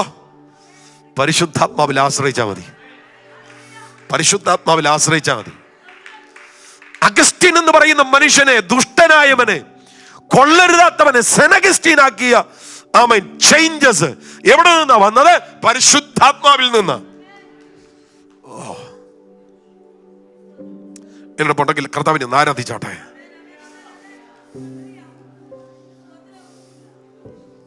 ജീസസ് നമ്മളെ ജയിപ്പിക്കുന്ന ഏജൻസിയാ പരിശുദ്ധാത്മാവ്. ഒന്ന് ക്രൈസ്റ്റ്, രണ്ട് പരിശുദ്ധാത്മാവ്. ഈ പരിശുദ്ധാത്മാവ് നമ്മളെ ജയിപ്പിക്കുമ്പം, പരിശുദ്ധാത്മാവ് നമ്മൾ ചെയ്യുന്ന ഒരുപാട് കാര്യങ്ങളുണ്ട്. പകല് ഞാൻ ആ വാക്യം തൊട്ടതാ, എന്നാലും സാന്ദർഭികമായി പറയാം. നമ്മൾ വായിക്കുന്നുണ്ട്, നിങ്ങളോ ദൈവത്തിന്റെ ആത്മാവ് നിങ്ങളിൽ വസിക്കുന്നുവെന്ന് വരികിൽ ജഡസ്വഭാവമുള്ളവർ അല്ല.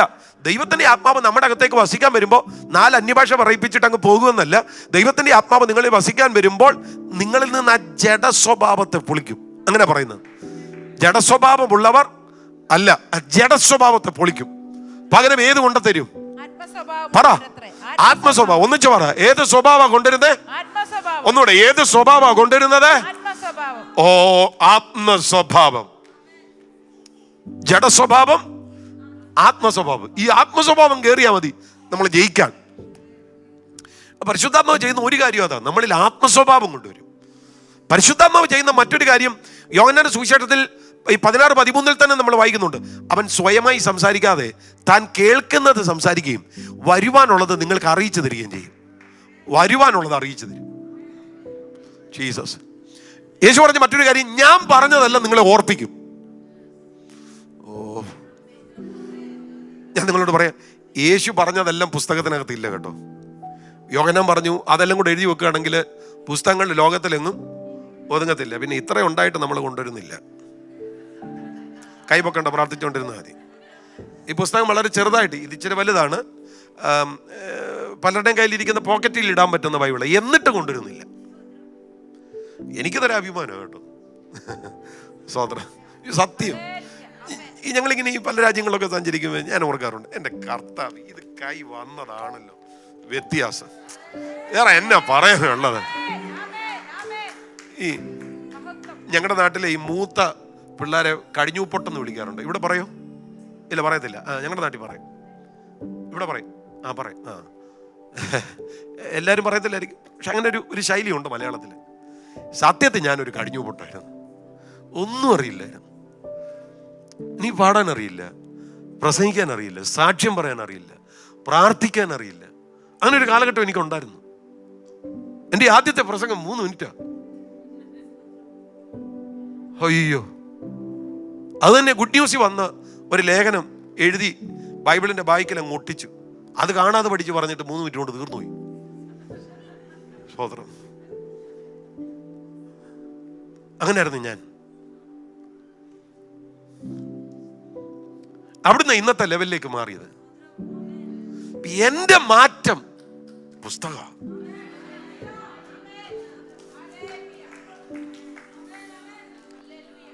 ഹല്ലേലൂയ. ഞാൻ പറഞ്ഞത്, എന്നെ മാറ്റാൻ ഇതിന് കഴിയുമെങ്കിൽ നിങ്ങളെ മാറ്റാൻ കഴിയും.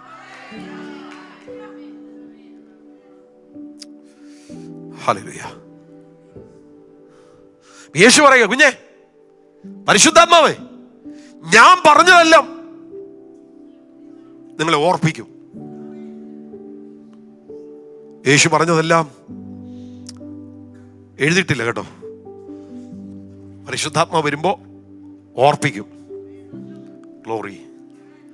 ഞങ്ങളൊക്കെ പ്രസംഗിക്കാൻ കയറുമ്പോൾ ഒരു സ്കെൽട്ടൺ ഉണ്ടാകും കയ്യിൽ, ബാക്കിയെല്ലാം കണക്റ്റ് ആകുക. പ്രസംഗിക്കാൻ എഴുന്നേൽക്കുമ്പോൾ ഒന്നോടൊന്ന് കണക്റ്റ് ആകുക. പെട്ടെന്ന് ഇങ്ങനെ മനസ്സിനകത്ത് ഇതിങ്ങനെ അടുക്കി വരും. ഇതാരാ ചെയ്യുന്നതെന്നറിയോ? റെജിയിലെ ആ ഒരു മിടുക്കനായ പ്രഭാഷകനൊന്നുമല്ല, പരിശുദ്ധാത്മാവാ. ഗ്ലോറി. പരിശുദ്ധാത്മാവ് മാറിയുന്ന വട്ടപൂജ.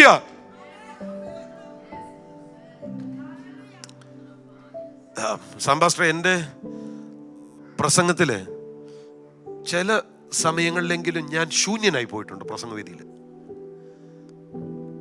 പ്രസംഗം അറിയാം, പക്ഷെ വാക്കുകളൊന്നും കണക്റ്റ് ആകാതെ, പുതിയ ആശയങ്ങൾ കിട്ടാതെ ഭയങ്കര ഡ്രൈ ആയി നിന്ന സമയങ്ങളുണ്ട്. സത്യത്തിൽ അത് ദൈവം എന്നെ പഠിപ്പിച്ചതാണ്. എടാ, നീ കുറിച്ചോണ്ട് വന്ന പ്രസംഗക്കുറിപ്പിനകത്തല്ല നിന്റെ മിനിസ്ട്രി ഇരിക്കുന്നതെന്ന്. ഞാൻ ഈ പ്രസംഗിക്കാൻ ഇറങ്ങിയ സമയം 2007 ഞാൻ ഈ പ്രഭാഷണ രംഗത്തേക്ക് വരുന്നത്. അത് ഈ ശാസ്താംകോട്ടയിലെ പാസ്റ്റർ ആയിരുന്നുകൊണ്ട് ആ പേര് വന്നേ. അപ്പോൾ ഞാൻ 99 ഗ്രാജുവേറ്റ് ചെയ്തതാ. 99 to 2007 ഞാൻ ബൈബിൾ കോളേജ് ടീച്ചറായിരുന്നു. അപ്പം സ്വാഭാവികമായും ദൈവശാസ്ത്രപരമായും ബൈബിളുമായിട്ടൊക്കെ നല്ല ബന്ധമുണ്ട്. അധ്യാപകനാകുമ്പോൾ അത് കുറച്ചുകൂടെ കൂടും. അപ്പം എനിക്ക് ഈ കാര്യങ്ങളെല്ലാം അറിയാം. അപ്പം ആ സമയങ്ങളിലൊക്കെ ഈ മെസ്സേജൊക്കെ അങ്ങനെയൊക്കെയാണ് തയ്യാറാക്കുന്നത്. ഇപ്പോഴും ഞാൻ മെസ്സേജ് കാര്യമായിട്ട് തയ്യാറാക്കാറുണ്ട്, പിന്നെ അങ്ങ് ദൈവത്തിൽ ആശ്രയിക്കും. അപ്പം ഇങ്ങനെ ഈ മെസ്സേജ് തയ്യാറാക്കിയിട്ട് ആദ്യ സമയങ്ങളിൽ ഞാൻ ഈ പ്രസംഗത്തിലേക്ക് വന്ന സമയത്ത് എൻ്റെ ചിന്ത, ഇന്നൊരു നല്ല ദൂതുണ്ട്, ഇന്ന് കത്തിക്കാം, ഇന്ന് തകർക്കാം. നമ്മുടെ ഒരു ശൈലി ഉണ്ടല്ലോ, ഇന്ന് തകർക്കണം. പക്ഷെ അന്ന് 8 നില പൊട്ടു.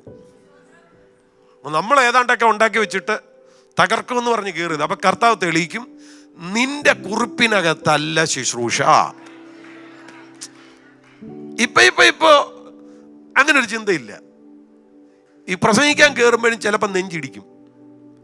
മീറ്റിങ്ങിന് പ്രാധാന്യത കൂടുന്നതനുസരിച്ച് നെഞ്ചിടിപ്പ് കൂടും. ടെൻഷനാ. കർത്താവേ കൂടെ നീക്കണം. സത്യത്തിൽ ഈ പ്രസംഗിക്കാൻ കയറുമ്പോൾ പ്രാർത്ഥിക്കുന്നത് എന്തിനാണെന്നറിയോ? ആ വാക്കുകൾ തന്നെ കേട്ടാൽ അറിയാം. സാന്നിധ്യത്തെ ചോദിക്കുന്നു, കൃപയിൽ മറയുന്നു, ഇതൊക്കെ പറയും. കാരണം വേറൊരു മാർഗമില്ല. അതുകൊണ്ടാണ് പരിചയത്തെ പ്രസംഗിക്കാൻ പ്രിയരെ. പക്ഷേ ദൈവിക ഇടപാടുണ്ടാകത്തില്ല. ആ ഒരു വിസ്ഡം പറയാം, പക്ഷെ കർത്താവുമായിട്ടുള്ള ആ ഒരു ശരിക്കും ജനത്തിലേക്ക് കൈമാറ്റം ചെയ്യുന്ന ആ ഒരു ദൂത് അനുഭവിക്കാൻ പറ്റത്തില്ല. അത് കർത്താവുമായിട്ടുള്ള കണക്ഷനിൽ വരണം. ഞങ്ങളുടെ ഈ മോർണിംഗ് മീറ്റിങ്ങിൽ ആളുകൾ പറയാറുണ്ട്, ഞങ്ങളുടെ അതാത് ദിവസങ്ങളിലെ കാര്യമായി പറയുന്നത്. ഞങ്ങളുടെ മീറ്റിങ്ങിൽ നോർമലി ഒരു 670 പേരൊക്കെ യൂട്യൂബിൽ തന്നെ കാണും. അത് ചിലപ്പോൾ 700 വരെയാകും, ചിലപ്പോൾ 750 ആകും. അതുപോലെ തന്നെ സൂമിലും ആളുണ്ട്. അപ്പോൾ എല്ലാം കൂടെ ഒരു 880 പേർ ഒരു ദിവസം ഞങ്ങളുടെ മീറ്റിങ്ങിലുണ്ട്. പിന്നെ ഹാർവസ്റ്റ് ടിവിയുടെ 3 ചാനലിലൂടെ അത് പ്രക്ഷേപണം ചെയ്യുന്നുണ്ട്. അത് എത്ര പേര് കാണുന്നുണ്ടെന്ന് എനിക്കറിയില്ല. സ്തോത്രം. എന്നാലും ഈ പലയിടങ്ങളിൽ ചെല്ലുമ്പോൾ ആളുകൾ പറയാറുണ്ട്, പാസ്റ്ററെ ഞങ്ങളുടെ കാര്യമാണ് പറയുന്നത്. എനിക്കെങ്ങനെ അറിയാവുന്ന അവരുടെ കാര്യം? ഈ എഴുന്നേറ്റ് നിൽക്കുമ്പോൾ ഈ കാര്യത്തെ, ആ വചനത്തെ വിഷയങ്ങളുമായി കണക്ട് ചെയ്യുക. അത് എൻ്റെ ബുദ്ധിയിലല്ല, ആത്മാവ് ചെയ്യുന്നതാണ്. എൻ്റെ പ്രിയരെ, ഞാൻ മാത്രമല്ല, ഞാൻ എൻ്റെ മിനിസ്ട്രിയുടെ എക്സ്പീരിയൻസ് പറഞ്ഞതേ ഉള്ളൂ. ഏത് ദൈവദാസനെ എഴുന്നേറ്റ് നിന്നാലും സഭയുമായി അതിനെ കണക്ട് ചെയ്യുന്നുണ്ടെങ്കിൽ അത് പരിശുദ്ധാത്മാവാണ്. ജീസസ്. Hallelujah, hallelujah. ചിലപ്പോൾ ഇന്നലെ പ്രസംഗിച്ച പ്രസംഗമായിട്ട് ഇന്നത്തെ പ്രസംഗത്തെ കണക്ട് ചെയ്യുക. പാസ്റ്റർ കേട്ടില്ല, അറിയില്ല എന്നാ പറഞ്ഞതെന്ന്. പ്രസംഗത്തിൻ്റെ സമയത്ത് അരിങ്ങി കയറി വന്ന് പ്രസംഗിക്കാൻ എഴുന്നേറ്റ് നിന്നപ്പോൾ ആ ദൂതുമായിട്ട് കണക്ട് ആകുക. ശരിക്കും അത് പരിശുദ്ധാത്മാവിൻ്റെ ഇടപാടാണ്. പരിശുദ്ധാത്മാവാണ് കാര്യത്തെ കണക്ട് ചെയ്യുന്നത്. നിങ്ങൾ ശ്രദ്ധിച്ചറിയും, ഈ ചില ഫാസ്റ്റിങ്ങിൽ 21 days ഫാസ്റ്റിംഗ് നടക്കുക. ഇവിടെ 21 days ഫാസ്റ്റിങ്ങിൽ ഇപ്പം ഞാൻ പ്രസംഗിക്കുന്ന പോലെ 2 ദിവസം പ്രസംഗിക്കുന്ന പലരും കാണും. അപ്പോൾ ഒരു 15 പേര് ഗസ്റ്റായിട്ടുണ്ടോ നിങ്ങൾ കരുതിക്കോ. ഈ 15 പേരും ടച്ച് ചെയ്യുന്ന ഒരു കോമൺ കാര്യം കാണും. ആ കോമൺ കാര്യം കേൾക്കുമ്പോഴേ ഓർത്തോണം, ഈ സീസണിൽ സഭയോടുള്ള ദൈവത്തിന്റെ ഇടപാടാണ്. അതുകൊണ്ടാണ് ഒരാൾ പറഞ്ഞിട്ട് പോയി അതേ കാര്യം അടുത്ത ആൾ കയറി ടച്ച് ചെയ്യുന്നത്. അല്ലാതെ ലൈവ് കേട്ടിട്ട് പറയുന്നതാണെന്നൊന്നും ചിന്തിക്കല്ലേ. ഹല്ലേലൂയ, സ്തോത്രം. ലൈവ് കേൾക്കുന്നവർ കാണുമായിരിക്കും, പക്ഷേ ഭൂരിപക്ഷം ആളുകൾക്കും ചിലപ്പോൾ ചെക്ക് എന്താണെന്ന്, അല്ലാതെ ഒരു ഫുൾ ടൈം ഇരുന്ന് കേൾക്കാനൊന്നും സമയം കാണത്തില്ല. അപ്പം ഇങ്ങനെ കണക്റ്റായി ദൂത് വരുന്നുണ്ടെങ്കിൽ ഓർത്തോണം, കണക്റ്റ് ചെയ്യിക്കുന്ന വേറൊരാളുണ്ട്. നിങ്ങളൊന്ന് ആലോചിക്കുക, 1600 വർഷം കൊണ്ട് എഴുതിയ പുസ്തക ബൈബിള്, അതിൻ്റെ ആദ്യത്തെ പേജും അവസാനത്തെ പേജും എടുത്തു വെച്ചാൽ ആദ്യം പറയുന്നത് തന്നെയാണ് അവസാനം പറഞ്ഞത്. ഇതിനകത്ത് വൈരുദ്ധ്യത ഇല്ലെന്നുള്ളതാണ്. 1600 വർഷം, 1600 വർഷത്തെ ആ ഒരു വ്യത്യസ്തതയിൽ, സാംസ്കാരിക വ്യത്യസ്തതയിൽ നിന്ന് എഴുതിയതാ. പക്ഷേ ഒറ്റ ആശയമാണ്. കാരണം പരിശുദ്ധാത്മാവാണ് ഇതിനെ ഗൈഡ് ചെയ്യുന്നത്. ആമേൻ. ഞാൻ പറഞ്ഞത്, എൻ്റെ പ്രിയപ്പെട്ടവരെ, പരിശുദ്ധാത്മാവാണ് കാര്യങ്ങൾ ഓർപ്പിക്കുന്നത്, കണക്ട് ചെയ്യിക്കുന്നത്. ഒരാമേൻ പറഞ്ഞു. അപ്പൊ ജയിക്കണോ? പരിശുദ്ധാത്മാവുമായിട്ട് ആശ്രയിക്കുക. ഈ നമ്മളെ ജയിപ്പിക്കുന്ന വേറൊരു ഏജൻസിയാണ് നമ്മളിൽ വസിക്കുന്ന അഭിഷേകം. ആരെങ്കിലും ചോദിക്കുകയാണ്, പരിശുദ്ധാത്മാവിൽ നിന്ന് അഭിഷേകത്തെ ചേഞ്ച് ചെയ്യാൻ പറ്റുമോ എന്ന് ചോദിച്ചാൽ, അങ്ങനെ എഴുതിയിട്ടുള്ളത് കൊണ്ട് ഞാൻ പറയുന്നു എന്ന് മാത്രമേ ഉള്ളൂ. അപ്പൊ 1 ക്രൈസ്റ്റ്, 2 പരിശുദ്ധാത്മാവ്, 3 അഭിഷേകം. 1 യോഹന്നാന്റെ ലേഖനത്തിൽ തന്നെ 2:27 വാക്യത്തിൽ വായിക്കുന്നു, അവനാൽ പ്രാപിച്ച അഭിഷേകം നിങ്ങളിൽ വസിക്കുന്നു, ആര് നിങ്ങളെ ഉപദേശിപ്പാൻ ആവശ്യമില്ല, അവന്റെ അഭിഷേകം തന്നെ നിങ്ങൾക്ക് സകലവും ഉപദേശിച്ചു തരികയാലും. കേട്ടോ, നിങ്ങൾക്ക് ആരാണ് ഉപദേശിച്ചു തരുന്നത്? അഭിഷേകം. ചിലപ്പോൾ ഈ വാക്യം ചിലർ തെറ്റിദ്ധരിക്കാനുള്ള സാധ്യതയുണ്ട്. ആര് നിങ്ങളെ ഉപദേശിച്ചു തരാൻ ആവശ്യമില്ല. അപ്പൊ ചിലർ ചിന്തിക്കും, എബി പാസ്റ്ററുടെ പ്രസംഗമൊന്നും ഇല്ലേലും കുഴപ്പമൊന്നും ഇല്ല, സാം പാസ്റ്റർ പ്രസംഗിച്ചില്ലേലും കുഴപ്പമൊന്നുമില്ല, എന്നിൽ ഒരു അഭിഷേകമുണ്ട്, ആ അഭിഷേകം എനിക്കെല്ലാം. അതങ്ങനല്ല. സഭ വേണ്ടാന്നോ പാസ്റ്റർ വേണ്ടാന്നോ ഒന്നും അല്ല അതിൻ്റെ അർത്ഥം. ആര് നിങ്ങൾക്ക് ഉപദേശിച്ച് തരാൻ ആവശ്യമില്ല എന്ന് പറഞ്ഞു കഴിഞ്ഞാൽ, നമ്മൾ ഈ കുഞ്ഞുങ്ങളെ കൊണ്ട് ചർച്ച വരുമല്ലോ, കൂടെ പറയും, അടി കിട്ടും, പാസ്റ്ററുകൾ വഴക്ക് പറയും. ഇങ്ങനെ കൂടെ പറഞ്ഞുകൊണ്ടിരുന്നില്ലെങ്കിൽ ഇവൻ ഭയങ്കര ബഹളം ഉണ്ടാക്കും. അതുകൊണ്ട് കൂടെ പറയാരാ? പാസ്റ്ററുകള് അടിക്കും, പാസ്റ്ററുകൾ വഴക്ക് പറയും, നോക്കിക്കണ്ടോ, അങ്ങോട്ട് നോക്കുന്നുണ്ടോ, ഇങ്ങനെയൊക്കെ പറഞ്ഞു കൊടുക്കും. സ്വോത്രം. മോനെ പേരെന്നാ മോനെ? ആരൻ മര്യാദയ്ക്ക് ഇരിക്കുന്നത് പാസ്റ്റർ നോക്കുമെന്ന് പറഞ്ഞിട്ടാണോ? പറ. അല്ല, അവനറിയാം ചർച്ച വന്ന് എങ്ങനെ ഇരിക്കണമെന്ന്. ശരിയാണോ? ഇതുപോലെയാ. കൊച്ചുകുട്ടിയെ എപ്പോഴും പറഞ്ഞു കൊടുക്കണം, മോനെ മര്യാദയ്ക്ക് ഇരിക്കണം, പാസ്റ്ററുകൾ നോക്കുന്നു, വഴക്ക് പറയും, അടി കിട്ടും എന്നൊക്കെ പറയും. സ്തോത്രം. അവനെ എപ്പോഴും പറഞ്ഞു കൊടുക്കണം. ഇപ്പൊ പറയാ, നിങ്ങൾക്ക് അങ്ങനെ പറഞ്ഞു തരാൻ ഒരാള് നിങ്ങൾ പോകുന്നിടത്തെല്ലാം പുറകെ നടന്ന് അങ്ങനെ ചെയ്യരുത്, ഇങ്ങനെ ചെയ്യരുത്, അവിടെ നോക്കരുത്, ഇവിടെ നോക്കരുത്, ഇങ്ങനെ പറഞ്ഞു നടക്കാൻ ആരും നിങ്ങളെ അങ്ങനെ പറഞ്ഞു നടക്കേണ്ട ആവശ്യമില്ല. നിങ്ങളിൽ അഭിഷേകമുണ്ട്. എവിടെ പോകണമെന്ന് അഭിഷേകം നിങ്ങളോട് പറയും, ആരുമായിട്ട് ഇടപെടണമെന്ന് അഭിഷേകം പറയും, ആരോട് സംസാരിക്കണമെന്ന്.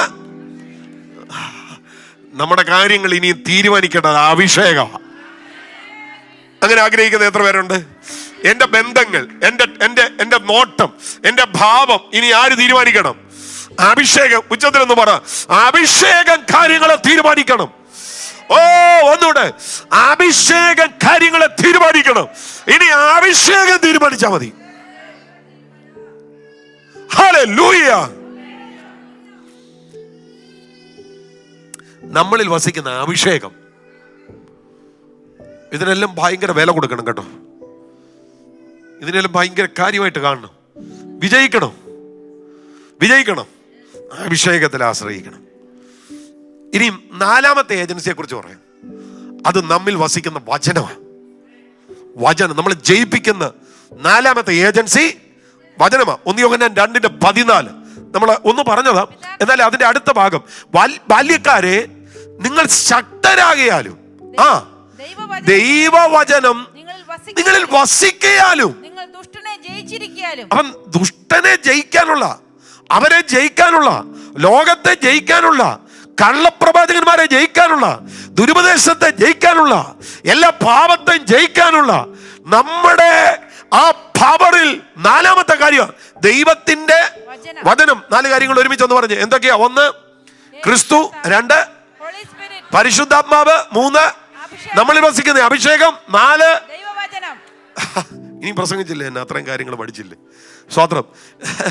വചനം വചനം വചനം നിങ്ങളിൽ വസിക്കയാൽ. ആ വചനത്തിന്റെ പ്രത്യേകത, സ്തോത്രം, അത് ഭോഷ്കല്ല, സത്യം തന്നെ ആകുകയല്ലെന്നാ പറയുന്നത്. വചനം ഭോഷ്കല്ല, സത്യം തന്നെ ആകുകയാൽ. ഹല്ലേലൂയ. നമ്മളെ ജയിപ്പിക്കുന്ന ഏജൻസിയായത്. ഇനി അടുത്ത ഭാഗത്തേക്ക് ഞാൻ വരാം. ഈ ജയിച്ചവരുടെ ലക്ഷണം എന്താ? ജയിച്ചവരുടെ ലക്ഷണം, ഈ ജയിച്ചവരുടെ ലക്ഷണം എന്ന് പറയുന്നത്,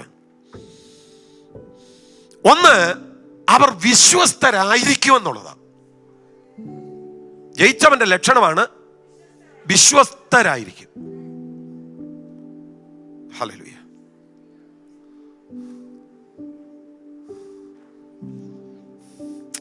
എല്ലാത്തിലും വിശ്വസ്തത. വിശ്വസ്തത ദൈവത്തോടുള്ള ബന്ധത്തിൽ മാത്രമല്ല, ഭാര്യയോടുള്ള ബന്ധത്തിൽ മാത്രമല്ല, ഭർത്താവിനോടുള്ള ബന്ധത്തിൽ മാത്രമല്ല, സഭയോടുള്ള ബന്ധത്തിലും എവിടെയും വിശ്വസ്തതയാണ്.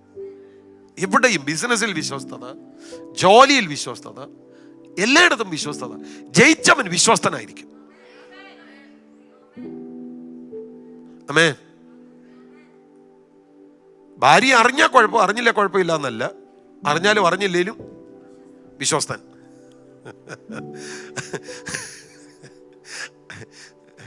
ആമേൻ. അറിഞ്ഞാലും അറിഞ്ഞില്ലേലും വിശ്വസ്തത. ഭർത്താവ് അറിഞ്ഞാൽ കുഴപ്പം, അറിഞ്ഞില്ലേ കുഴപ്പമില്ല, അങ്ങനല്ല, അറിഞ്ഞാലും അറിഞ്ഞില്ലെങ്കിലും വിശ്വസ്തന. അപ്പനും അമ്മയും അറിഞ്ഞില്ലെങ്കിൽ കുഴപ്പമില്ല, അറിഞ്ഞാലേ കുഴപ്പമുള്ളൂ, അങ്ങനല്ല, അറിഞ്ഞാലും അറിഞ്ഞില്ലേലും മക്കൾ വിശ്വസ്തരാ. സ്തോത്രം. പാസ്റ്റർ അറിഞ്ഞാലേ കുഴപ്പമുള്ളൂ, അറിഞ്ഞില്ലേ കുഴപ്പമില്ല. ചില പറയല്ലോ, ഈ ചില ഏച്ചന്മാരെ ഇടയ്ക്ക്, ഇവിടെ അങ്ങനെ ഇല്ല, എക്സോഡസിൽ അങ്ങനെ പ്രത്യേകിച്ച് ഇവിടെ അങ്ങനെയുള്ളവരില്ല, ഉള്ളിടത്തെ കാര്യം പറയുക, ഇപ്പം ഇടയ്ക്ക് ശകലം അടിക്കും. അല്ല, ഞങ്ങൾക്ക് നോക്കിയാൽ മനസ്സിലാകും. ഇങ്ങനെയൊക്കെ പറയുമ്പോൾ നോക്കുമ്പം പിടിയിട്ട് എങ്ങനെയാണെന്നറിയാം, എത്ര ഒളിച്ചു വെച്ചാലും ഈ സാധനം മുഖത്ത് വരും. അതാ. ഒരിക്കലേ എൻ്റെ മോള്, ഇപ്പം അവൾക്ക് ഇവിടെ കോഴിക്കോട് പഠിക്കുക, പുള്ളിക്കാരി വളരെ ചെറുതായിരുന്ന സമയത്ത് ഞാനിങ്ങനെ ഒരു പുസ്തകം വായിച്ചുകൊണ്ടിരിക്കുക. അപ്പോൾ ഈ കൊച്ചു കുട്ടികൾ കളിക്കുന്ന 3 വീലുള്ള സൈക്കിളുണ്ടല്ലോ, അവളും വേറൊരു പാർട്ടിയും കൂടെ ഇങ്ങനെ സൈക്കിളേൽ ഇങ്ങനെ കളിച്ചുകൊണ്ടിരിക്കുക. ഇച്ചിരി കഴിഞ്ഞപ്പോൾ 2 പേരും കൂടെ ഈ സൈക്കിൾ മറിച്ചിട്ട് അങ്ങ് താഴെ വിടുന്നു. സ്തോത്രം. ഇപ്പം നെഞ്ചത്തെല്ലാം പൊടിയെല്ലാം പറ്റി. ഇപ്പം എഴുന്നേറ്റ് നിന്ന് ഇതിങ്ങനെ തട്ടിക്കൊണ്ട് എന്നോട് പറയാ, ഇപ്പം മീനേനെ നെഞ്ചും കൂടെ അടിച്ച് വീണത് പൊടി തട്ടിക്കൊണ്ടാ പറയുന്നത്. എന്നാ ഇപ്പം മീനേനെ. അത് പറഞ്ഞപ്പോൾ മുഖത്തൊരു ചമ്മിയ ചിരി ഉണ്ടായിരുന്നു. ഈ ചില കാര്യങ്ങൾ പറയുമ്പോൾ എത്ര മറച്ചു വെച്ചാലും ചിലരുടെ മുഖത്ത് ഈ ചിരി കയറി വരും. അപ്പോഴേ ഞങ്ങൾക്ക് രോഗം പിടികിട്ടും. സ്തോത്രം. അങ്ങനെ സ്തോത്രം. ഇപ്പം ഈ ചിലരൊക്കെ ഇടയ്ക്കിടയ്ക്ക് ഇങ്ങനെ നോക്കിയാൽ, ഇന്ന് ഞാൻ പാസ്റ്ററോട് പറഞ്ഞു കൊടുത്തിട്ടേ ഉള്ളൂ. എൻ്റെ അമ്മ പറയുമ്പോൾ അച്ഛൻ പറയും, നീ ഇനി പറഞ്ഞു കൊടു, നീ പറയാതിരുന്നാൽ മതി, നീ കുഴപ്പമുണ്ടാക്കാതെ ഇരുന്നാൽ മതി. അച്ഛൻ്റെ ഒരു ചിന്ത, അമ്മാമ്മ ഇത് പാസ്റ്ററോട് പറഞ്ഞ് പാസ്റ്റർ അറിഞ്ഞില്ലെങ്കിൽ കുഴപ്പമില്ല, അറിഞ്ഞാലേ കുഴപ്പമുള്ളൂ, അറിഞ്ഞാൽ കുഴപ്പമാണ്, അറിഞ്ഞില്ലെങ്കിൽ നോ. നമ്മൾ വിശ്വസ്തരാ. ജയിക്കുന്നവന്റെ ലക്ഷണം എന്താ? അറിഞ്ഞാലും അറിഞ്ഞില്ലെങ്കിലും വിശ്വസ്തരാ. പ്രത്യേകം പ്രാർത്ഥിച്ചോണം കേട്ടോ, വിശ്വസ്തരാകാനുള്ള കൃപ. ഒന്നുകൂടെ പറ, എന്നാ? എല്ലാറ്റിലും വിശ്വസ്തത. നമ്മൾ എവിടെ ചെന്നാലും വിശ്വസ്തത. ജയിച്ചവന്റെ ലക്ഷണങ്ങളിൽ ഒന്ന്, അവൻ വിശ്വസ്തനായിരിക്കും എന്നുള്ളത്. 2, അവൻ ദൈവത്തെ പ്രതിനിധീകരിക്കുന്നവന്. അതാ പൗലോസ് പറഞ്ഞു, നിങ്ങൾ ക്രിസ്തുവിന്റെ പത്രങ്ങൾ. ക്രിസ്തുവിന്റെ പത്രം. നമ്മൾ ഓരോ ദിവസത്തിലെയും വാർത്ത അറിയാൻ പത്രം വായിക്കത്തില്ലേ? അതുപോലെയാ, നമ്മളെ നോക്കിയാൽ മതി, ക്രിസ്തുവിനെ വായിക്കാൻ പറ്റും. ക്രിസ്തുവിന്റെ പത്രം. ശരിക്കും ദൈവത്തിന്റെ പ്രതിനിധികൾ, യജമാനന്റെ നിയോഗം വഹിക്കുന്നവർ, ഇവരെല്ലാം ഈ ജയിച്ചതിന്റെ ലക്ഷണങ്ങളാ. ആമേൻ. എന്നോടൊപ്പം ഉണ്ടെങ്കിൽ ഒരാമേൻ പറഞ്ഞു. ഈ യോഹന്നാന്റെ എഴുത്തിന്റെ ഒരു സവിശേഷ ഭാഗം ജയവുമായി ബന്ധപ്പെട്ട കിടക്കുന്നത്. വെളിപ്പാട് പുസ്തകത്തിൽ തന്നെ 7 സഭകൾക്കുള്ള ലേഖനങ്ങളിൽ 7 പ്രാവശ്യമാണ് പറയുന്നത്, ജയിക്കുക, ജയിക്കുക. ഞാനത് ഓരോ വാക്യങ്ങളും പറയാം. 2:7 അവിടെ വായിക്കുന്നു, ജയിക്കുന്നവന് ഞാൻ ദൈവത്തിൻ്റെ പറുദീസയിലുള്ള ജീവവൃക്ഷത്തിൻ്റെ ഫലം തിന്മാൻ കൊടുക്കും. അതിൻ്റെ ഓപ്പോസിറ്റ് പറഞ്ഞു നോക്കിയേ, തോറ്റവന് പറുദീസയിലുള്ള ജീവവൃക്ഷത്തിൻ്റെ ഫലം ഇല്ല. 2:11 ജയിക്കുന്നവന് രണ്ടാം മരണത്താൽ ദോഷം വരത്തില്ല. ഓപ്പോസിറ്റ്, തോറ്റാൽ രണ്ടാം മരണത്തിലേക്ക് പോകും. 2:17 ജയിക്കുന്നവന് ഞാൻ മറഞ്ഞിരിക്കുന്ന മന്ന കൊടുക്കും, തോറ്റവന് മന്ന ഇല്ല. 2:26 ജയിക്കുന്നവന് ഞാൻ ജാതികളുടെ മേൽ അധികാരം കൊടുക്കും, തോറ്റവൻ ഇല്ല. 3:5 ജയിക്കുന്നവൻ വെള്ളയുടുപ്പ് ധരിക്കും, അവന്റെ പേര് ഞാൻ ജീവപുസ്തകത്തിൽ നിന്ന് മായ്ച്ചു കളയാതെ. ഇപ്പൊ തോറ്റവന്റെ പേര് ജീവപുസ്തകത്തിൽ ഇല്ല. തോറ്റവൻ, എൻ്റെ പ്രിയ സഹോദരങ്ങളെ, തോറ്റവൻ തോക്കുന്നതിന് മുമ്പ് ജീവപുസ്തകത്തിൽ പേരുള്ളവനായിരുന്നു. പക്ഷെ തോറ്റപ്പോൾ കർത്താവ് എന്ത് ചെയ്തു? മായ്ച്ചു കളഞ്ഞു. അത് മറക്കരുത് കേട്ടോ. ഒരിക്കൽ പേരെഴുതിയത് കൊണ്ട് അവിടെ കാണുമെന്ന് പറഞ്ഞ് ആരും ഇരിക്കരുത്. മായ്ക്കാൻ സാധ്യതയുണ്ട്. മായ്ച്ചു കളയാൻ ഇടവരരുത്. തോറ്റവന്റെ പേര് പുസ്തകത്തിലില്ല. 3:12 ജയിക്കുന്നവനെ ഞാൻ എൻ്റെ ദൈവത്തിന്റെ ആലയത്തിൽ ഒരു തൂണാക്കും. ജയിക്കുന്നവനെ തൂണാക്കും, തോറ്റവന് അതുമായിട്ട് ബന്ധമില്ല. 3:21 ജയിക്കുന്നവന് ഞാൻ എന്നോടുകൂടെ എൻ്റെ സിംഹാസനത്തിൽ ഇരിപ്പാൻ വരം നൽകും. ഇവിടെ എല്ലാം നിങ്ങൾ നോക്കിക്കേ, തോറ്റവൻ ഒരു ചാൻസും ഇല്ല. സഹോദരങ്ങളെ, ഇത് മറക്കരുത്. തോൽവിയൊക്കെ ഇവിടെ മറച്ചു വെക്കാൻ പറ്റും, അവിടെ പറ്റത്തില്ല. അതൊരു പ്രധാനപ്പെട്ട വിഷയമാണ്. അപ്പൊ ഇവിടെ നമ്മൾ ജയിക്കണം, ഇത് നിർബന്ധമാണ്. അടുത്തിരിക്കുന്ന ആളോട് പറ, ജയിക്കുക എന്നുള്ളത് നിർബന്ധമാണെന്ന്. ജയിക്കുന്നത് ഒന്നുകൂടെ പറഞ്ഞാൽ ജയിച്ചേ പറ്റൂ. ഒന്നുകൂടെ പറഞ്ഞു, ഇടത്തും വലത്തും നോക്കി ഒന്ന് പറഞ്ഞു, ജയിച്ചേ പറ്റൂ. സ്തോത്രം. വേറെ പരിപാടി ഒന്നും നടക്കത്തില്ല, ജയിച്ചേ പറ്റൂ. ഇനിയും ഇതിനെ ഫൈനലി കൊണ്ട് കണക്ട് ചെയ്യാൻ പറ്റുന്ന ഒരു വാക്യമുണ്ട്. അത് വെളിപ്പാട് 21:7 ജയിക്കുന്നവന് അത് അവകാശമായി ലഭിക്കും. എല്ലാവരും കൂടെ ആ വാക്യം ഒന്ന് നോക്കിക്കേ. ഏറ്റവും പ്രധാനപ്പെട്ട വാക്യമാണ് വെളിപ്പാട് 21:7. ജയിക്കുന്നവന് ഇത് അവകാശമായി ലഭിക്കും. ജയിക്കുന്നവന് ഇത് അവകാശമായി ലഭിക്കും. ഞാൻ അവന് ദൈവവും അവൻ എനിക്ക് മകനുമായിരിക്കും. അടുത്ത വാക്യം, എന്നാൽ ഭീരുക്കൾ അവിശ്വാസികൾ. Wait a minute. തോറ്റവരുടെ ലിസ്റ്റാ പറയുന്നത്. അവരാരൊക്കെയാണ്? ഭീരുക്കൾ, അവിശ്വാസികൾ, അറക്കപ്പെട്ടവർ. ഈ ഭീരുക്കൾ എന്ന് പറയുമ്പോഴേ കാനഡയിൽ ചെല്ലുമ്പോ പെന്തക്കോസ്, ഇവിടെ വരുമ്പോ ഓർത്തഡോക്സ്. കൈ പൊക്കണ്ട, പ്രാർത്ഥിച്ചോണ്ടിരുന്നാൽ മതി.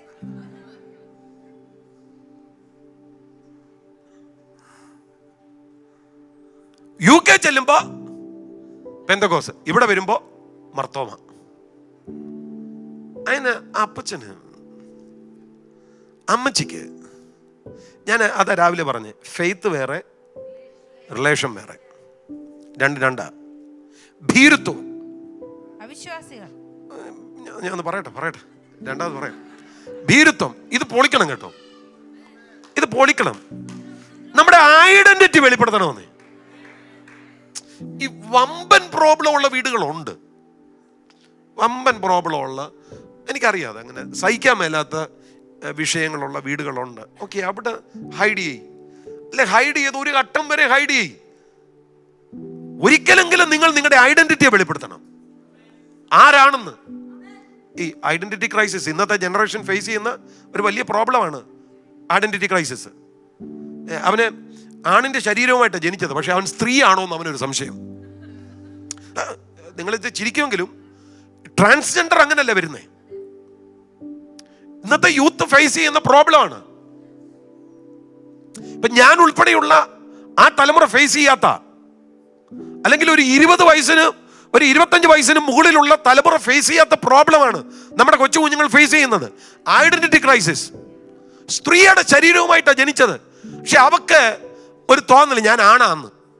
സ്ത്രീയുടെ ശരീരത്തിൽ പുരുഷന്റെ മനസ്സാ, പുരുഷന്റെ ശരീരത്തിൽ സ്ത്രീയുടെ മനസ്സാ. സ്വതന്ത്രം. ഇത് ഐഡന്റിറ്റി ക്രൈസിസ്. ഞാനത് ഈ യൂത്ത് മീറ്റിങ്ങിൽ, പേരൻസ് മീറ്റിങ്ങിലൊക്കെ സാധാരണ പറയാറുണ്ട്. അതിൻ്റെ പിന്നിൽ പേരൻസ് തന്നെയാണ് ഉള്ളത് പ്രധാനമായിട്ട്. 3 ആണ്. 4ാമത് പ്രതീക്ഷിച്ചത് ഒരു പെൺകുഞ്ഞിനെയാണ്, പക്ഷെ 4ാമതുണ്ടായതും ആണ്. അപ്പൊ അപ്പനും അമ്മയ്ക്കും ആകെപ്പാടെ ഒരു നിരാശയൊക്കെ ഉണ്ടായിട്ട് ഈ ആൺകൊച്ചിനെ പെങ്കൊച്ചിൻ്റെ ഉടുപ്പിടി വേയിച്ചു, തലമുടിയൊക്കെ അങ്ങനെ കെട്ടിച്ച് കൊച്ചിനെ പെങ്കൊച്ചിനെ പോലെ കൈകാര്യം ചെയ്തു. അങ്ങനെ ആൺകുട്ടിയുടെ ശരീരവുമായിട്ട് ജനിച്ച ആ കുട്ടിയുടെ അകത്ത് ഒരു പെൺകുട്ടിയുടെ മനസ്സുണ്ടായി. അത് വളർന്നപ്പോൾ കൂടെ വളർന്നു. ഇതുപോലെ തന്നെ നേരെ തിരിച്ച് ഒരാൺകുട്ടിയെ പ്രതീക്ഷിച്ചു, ഉണ്ടായത് പെങ്കൊച്ച്. അപ്പോ ആ നിരാശ മാറ്റാൻ വേണ്ടി പെങ്കൊച്ചിനെ ആൺകൊച്ചിന്റെ വേഷം പിടിപ്പിച്ചു. ഹെയറൊക്കെ അങ്ങനെ കെട്ടി, അങ്ങനെ ഡ്രസ്സൊക്കെ ഇടിച്ച്. പെൺകുട്ടിയുടെ ശരീരമാണ്, പക്ഷെ അകത്തെ മനസ്സ് ആൺകുട്ടിയുടേതാണ്. വളർന്നു വന്നപ്പോൾ അംഗീകരിക്കാൻ മേലാതെ ഐഡന്റിറ്റി ക്രൈസിസ് ഈ കാലം അഭിമുഖീകരിക്കുന്ന ഏറ്റവും വലിയ പ്രശ്നമാണ്. ഇതുപോലെ എന്റെ പ്രിയപ്പെട്ടവരെ, ഒരിക്കലെങ്കിലും നമ്മുടെ ഐഡന്റിറ്റി നമ്മൾ വെളിപ്പെടുത്തണം. ഞാൻ ദൈവവൈതലാണ്. ഒന്നിച്ചൊന്ന് പറഞ്ഞ്, ഞാൻ ആരാണ്? ഭീരുത്വം എന്ന് പറയുമ്പോൾ കർത്താവിന് അങ്ങ് സാക്ഷീകരിക്കാനുള്ള ഭയങ്കര ലജ്ജ. ജീസസ്. ഇവിടെ ഭീരുക്കൾ, അവിശ്വാസികൾ, അറയ്ക്കപ്പെട്ടവർ, കൊലപാതകന്മാർ, ദുർനടപ്പുകാർ, ഫോർണിക്കേഷൻ. അതിനെക്കുറിച്ച് എഫേസ്യ ലേഖനം 5:3 പറയുന്നത്, നിങ്ങളുടെ ഇടയിൽ പേർ പറക പോലും അരുത്. ഈ ചില പരിഭാഷകളൊക്കെ ശ്രദ്ധിച്ചാൽ സെക്ഷുവൽ സിൻ എന്നാണ് എഴുതിയിരിക്കുന്നത്. അങ്ങനെ തന്നെ എഴുതിയിരിക്കുന്നത്. KJV-ക്കകത്ത് ഈ ഫോർണിക്കേഷൻ എന്നൊക്കെ എഴുതിയിരിക്കുന്നത്. പല പരിഭാഷകൾ യൂസ് ചെയ്യുന്ന ആരുടെയും ബൈബിളിൽ അത് കാണും. Sexual immorality. നിങ്ങളുടെ ഇടയിൽ പേർ പറക പോലും വരുതെന്ന്. അങ്ങനെ ഒരു കാര്യം ഡിസ്കസ് ചെയ്യുക പോലും വരുത്. ബൈബിൾ അങ്ങനെയാ പറയുന്നത്. ഇവിടെ നിങ്ങൾ ശ്രദ്ധിച്ചേ, അവർക്ക്, ശുദ്രക്കാർക്ക്, ബിംബാനാദികൾക്ക്, ഭോഷ്ക്ക് പറയുന്ന ഏവർക്കുമുള്ള ഓഹരി തീയും ഗന്ധവും കത്തുന്ന പൊയ്കയിലത്രേ. അത് രണ്ടാമത്തെ മരണം. ഈ പ്രകൃതമുള്ളവർ പെന്തക്കോസ്തിലാണ് മരിച്ചാൽ ഞങ്ങൾ വന്ന് നടക്കും. എന്തോ ചെയ്യാന്? ഞങ്ങൾ വന്ന് നടക്കുന്നേ. ഹല്ലേലൂയ. അവിടെ ഞാൻ പറയും, ഈ ചിലപ്പം ഞങ്ങൾക്ക് തന്നെ അറിയായിരിക്കും ഈ പുള്ളി ഇടയ്ക്ക് ശകലം സേവിക്കുമെന്ന്. പക്ഷെ അടക്കാൻ നേരത്ത് ഇത് പറയാൻ പറ്റൂ? ഉറപ്പായിട്ട് പറയാം, നിത്യത്തെ കാണാം. അതിന്റെ കാരണം, സത്യം പറയാൻ പറ്റാത്തടത്ത് നമ്മൾ വിശ്വാസം പറയും. മിണ്ടുന്നില്ല. സത്യം പറയാൻ പറ്റാത്തടത്ത് അബ്രഹാമും ഇസ്ഹാക്കും കൂടെ മോറിയ കുന്നിലേക്ക് കയറി പോവുക. തീയുണ്ട്, വിറകുണ്ട്. കൊച്ചു നോക്കിയിട്ട് പറഞ്ഞു, അപ്പ സാധാരണ നമ്മൾ യാഗത്തിന് പോകുമ്പോൾ തീയും വിറകും, യാഗത്തിനുള്ള മൃഗമുണ്ട്. പക്ഷെ ഇപ്പൊ ഇവിടെ തീയുണ്ട്, വിറകുണ്ട്, മൃഗം എന്ത് ചെയ്യും? അപ്പച്ചന് സത്യം പറയാൻ പറ്റുമോ? അപ്പച്ചൻ ഫെയ്ത്ത് പറഞ്ഞു, മോനെ ദൈവം കരുതിക്കൊള്ളും. ഇതുപോലെയാണ് ഞങ്ങൾ ചില സമയത്ത് ചിലയിടത്തൊന്നും ചെന്ന് സത്യം പറയാൻ പറ്റത്തില്ല. അപ്പൊ പിന്നെ നമ്മൾ എന്നാ പറയും? ഫെയ്ത്ത് പറയും, വിശ്വാസം പറയും. നിത്യതയിൽ അത് ഫെയ്ത്താ, സത്യമല്ല, വിശ്വാസമാണ്. അതുപോലെ ഇവിടെ സ്തോത്രം, ഈ വകക്കാരൊക്കെ ഉണ്ടെങ്കിൽ അവർ മരിച്ചു കഴിഞ്ഞാൽ ഇതെല്ലാം പറയും അടക്കത്തിൽ, പക്ഷെ നിത്യത കാണത്തില്ല. അവിടെ വായിക്കുന്നു, ഇവർക്കുള്ള ഓഹരി തീയും ഗന്ധകവും കത്തുന്ന. ഇത് തോറ്റപ്പെട്ട കാര്യം പറയുന്നത്. അതിനു മുമ്പാ പറയുന്നത്, ജയിക്കുന്നവന് അത് അവകാശമായി കൊടുക്കും. ഏതാ? മുൻപോട്ടുള്ള കാര്യങ്ങളാ. സ്തോത്രം. എന്ത് മനോഹരമാണ് ആ വിശദീകരണങ്ങൾ. ഇതാ മനുഷ്യരോടുകൂടെ ദൈവത്തിൻ്റെ കൂടാരം. അവൻ അവരോടുകൂടെ വസിക്കും, അവർ അവൻ്റെ ജനമായിരിക്കും, താൻ അവരുടെ ദൈവമായി അവരോട് കൂടെ ഇരിക്കും. അവൻ അവരുടെ കണ്ണിൽ നിന്ന് കണ്ണുനീരെല്ലാം തുടച്ചു കളയും. ഇനി മരണം ഉണ്ടാകില്ല, ദുഃഖവും മുറവിളിയും കഷ്ടതയും ഇനിയും ഉണ്ടാകില്ല. ഇങ്ങനെ പറഞ്ഞു വന്നിട്ട് സ്തോത്രം പറയുക, ജയിക്കുന്നവൻ അത് അവകാശമായി ലഭിക്കും. ആർക്കാ കിട്ടുന്നേ? ജയിക്കുന്നവൻ. ഒന്നുകൂടെ പറഞ്ഞേ, ആർക്കാ കിട്ടുന്നേ? ഇവിടെ ഇരിക്കുന്ന മുഴുവൻ ആളുകളും ശ്രദ്ധിക്കണം. ജയമല്ലാതെ നമ്മുടെ മുന്നിൽ വേറൊരു മാർഗമില്ല. ഞാൻ വീണ്ടും പറയട്ടെ, ജയമല്ലാതെ നമ്മുടെ മുന്നിൽ വേറൊരു മാർഗമില്ല. ജയിച്ചേ പറ്റൂ. സ്തോത്രം. ഞാൻ നിർത്താം. 9 മണിയാണെന്ന എൻ്റെ ധാരണ. 9 ആണോ? അത് കൂടിപ്പോയോ? കറക്റ്റാ. ഓക്കെ, സ്തോത്രം. ജയത്തെക്കുറിച്ച് ഞാൻ ഒരു കാര്യം കൂടെ പറയാം. സ്തോത്രം. നാളത്തേക്ക് ഇനിയും ഞാൻ ഈ ടോപ്പിക്ക് തൊടുന്നില്ല, അതുകൊണ്ട് അങ്ങ് നിർത്താൻ വേണ്ടിയാണ്. ഈ ജയം സമ്പൂർണ്ണ ജയ, സമ്പൂർണ്ണ ജയ.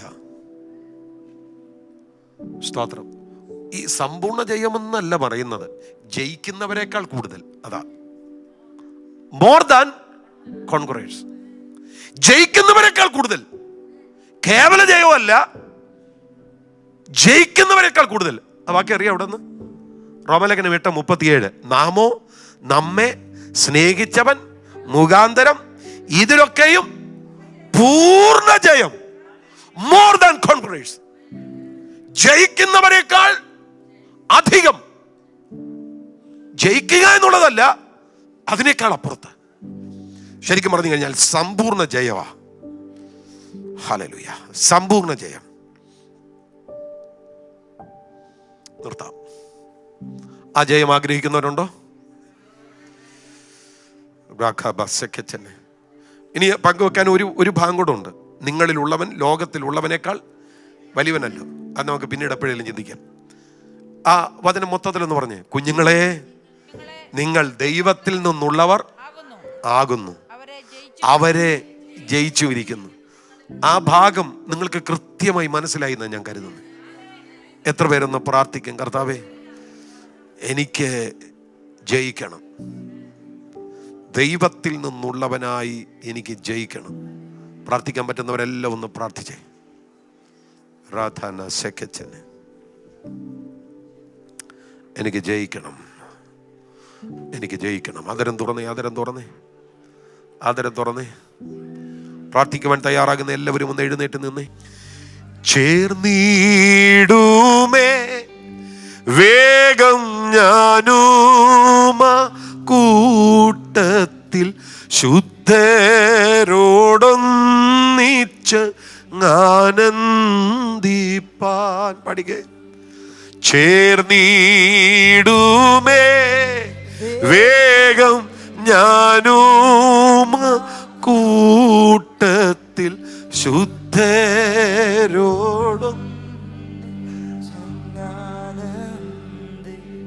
ലോകം വേണ്ട, ലോകം വേണ്ട, എനിക്കൊന്നും വേണ്ട, എൻ്റെ താതൻ്റെ സന്നിധം ചേർന്നാൽ മതി. ഒന്നുകൂടെ പഠിക്കേ. ലോകം വേണ്ട, എനിക്കൊന്നും വേണ്ട, എൻ്റെ താതൻ്റെ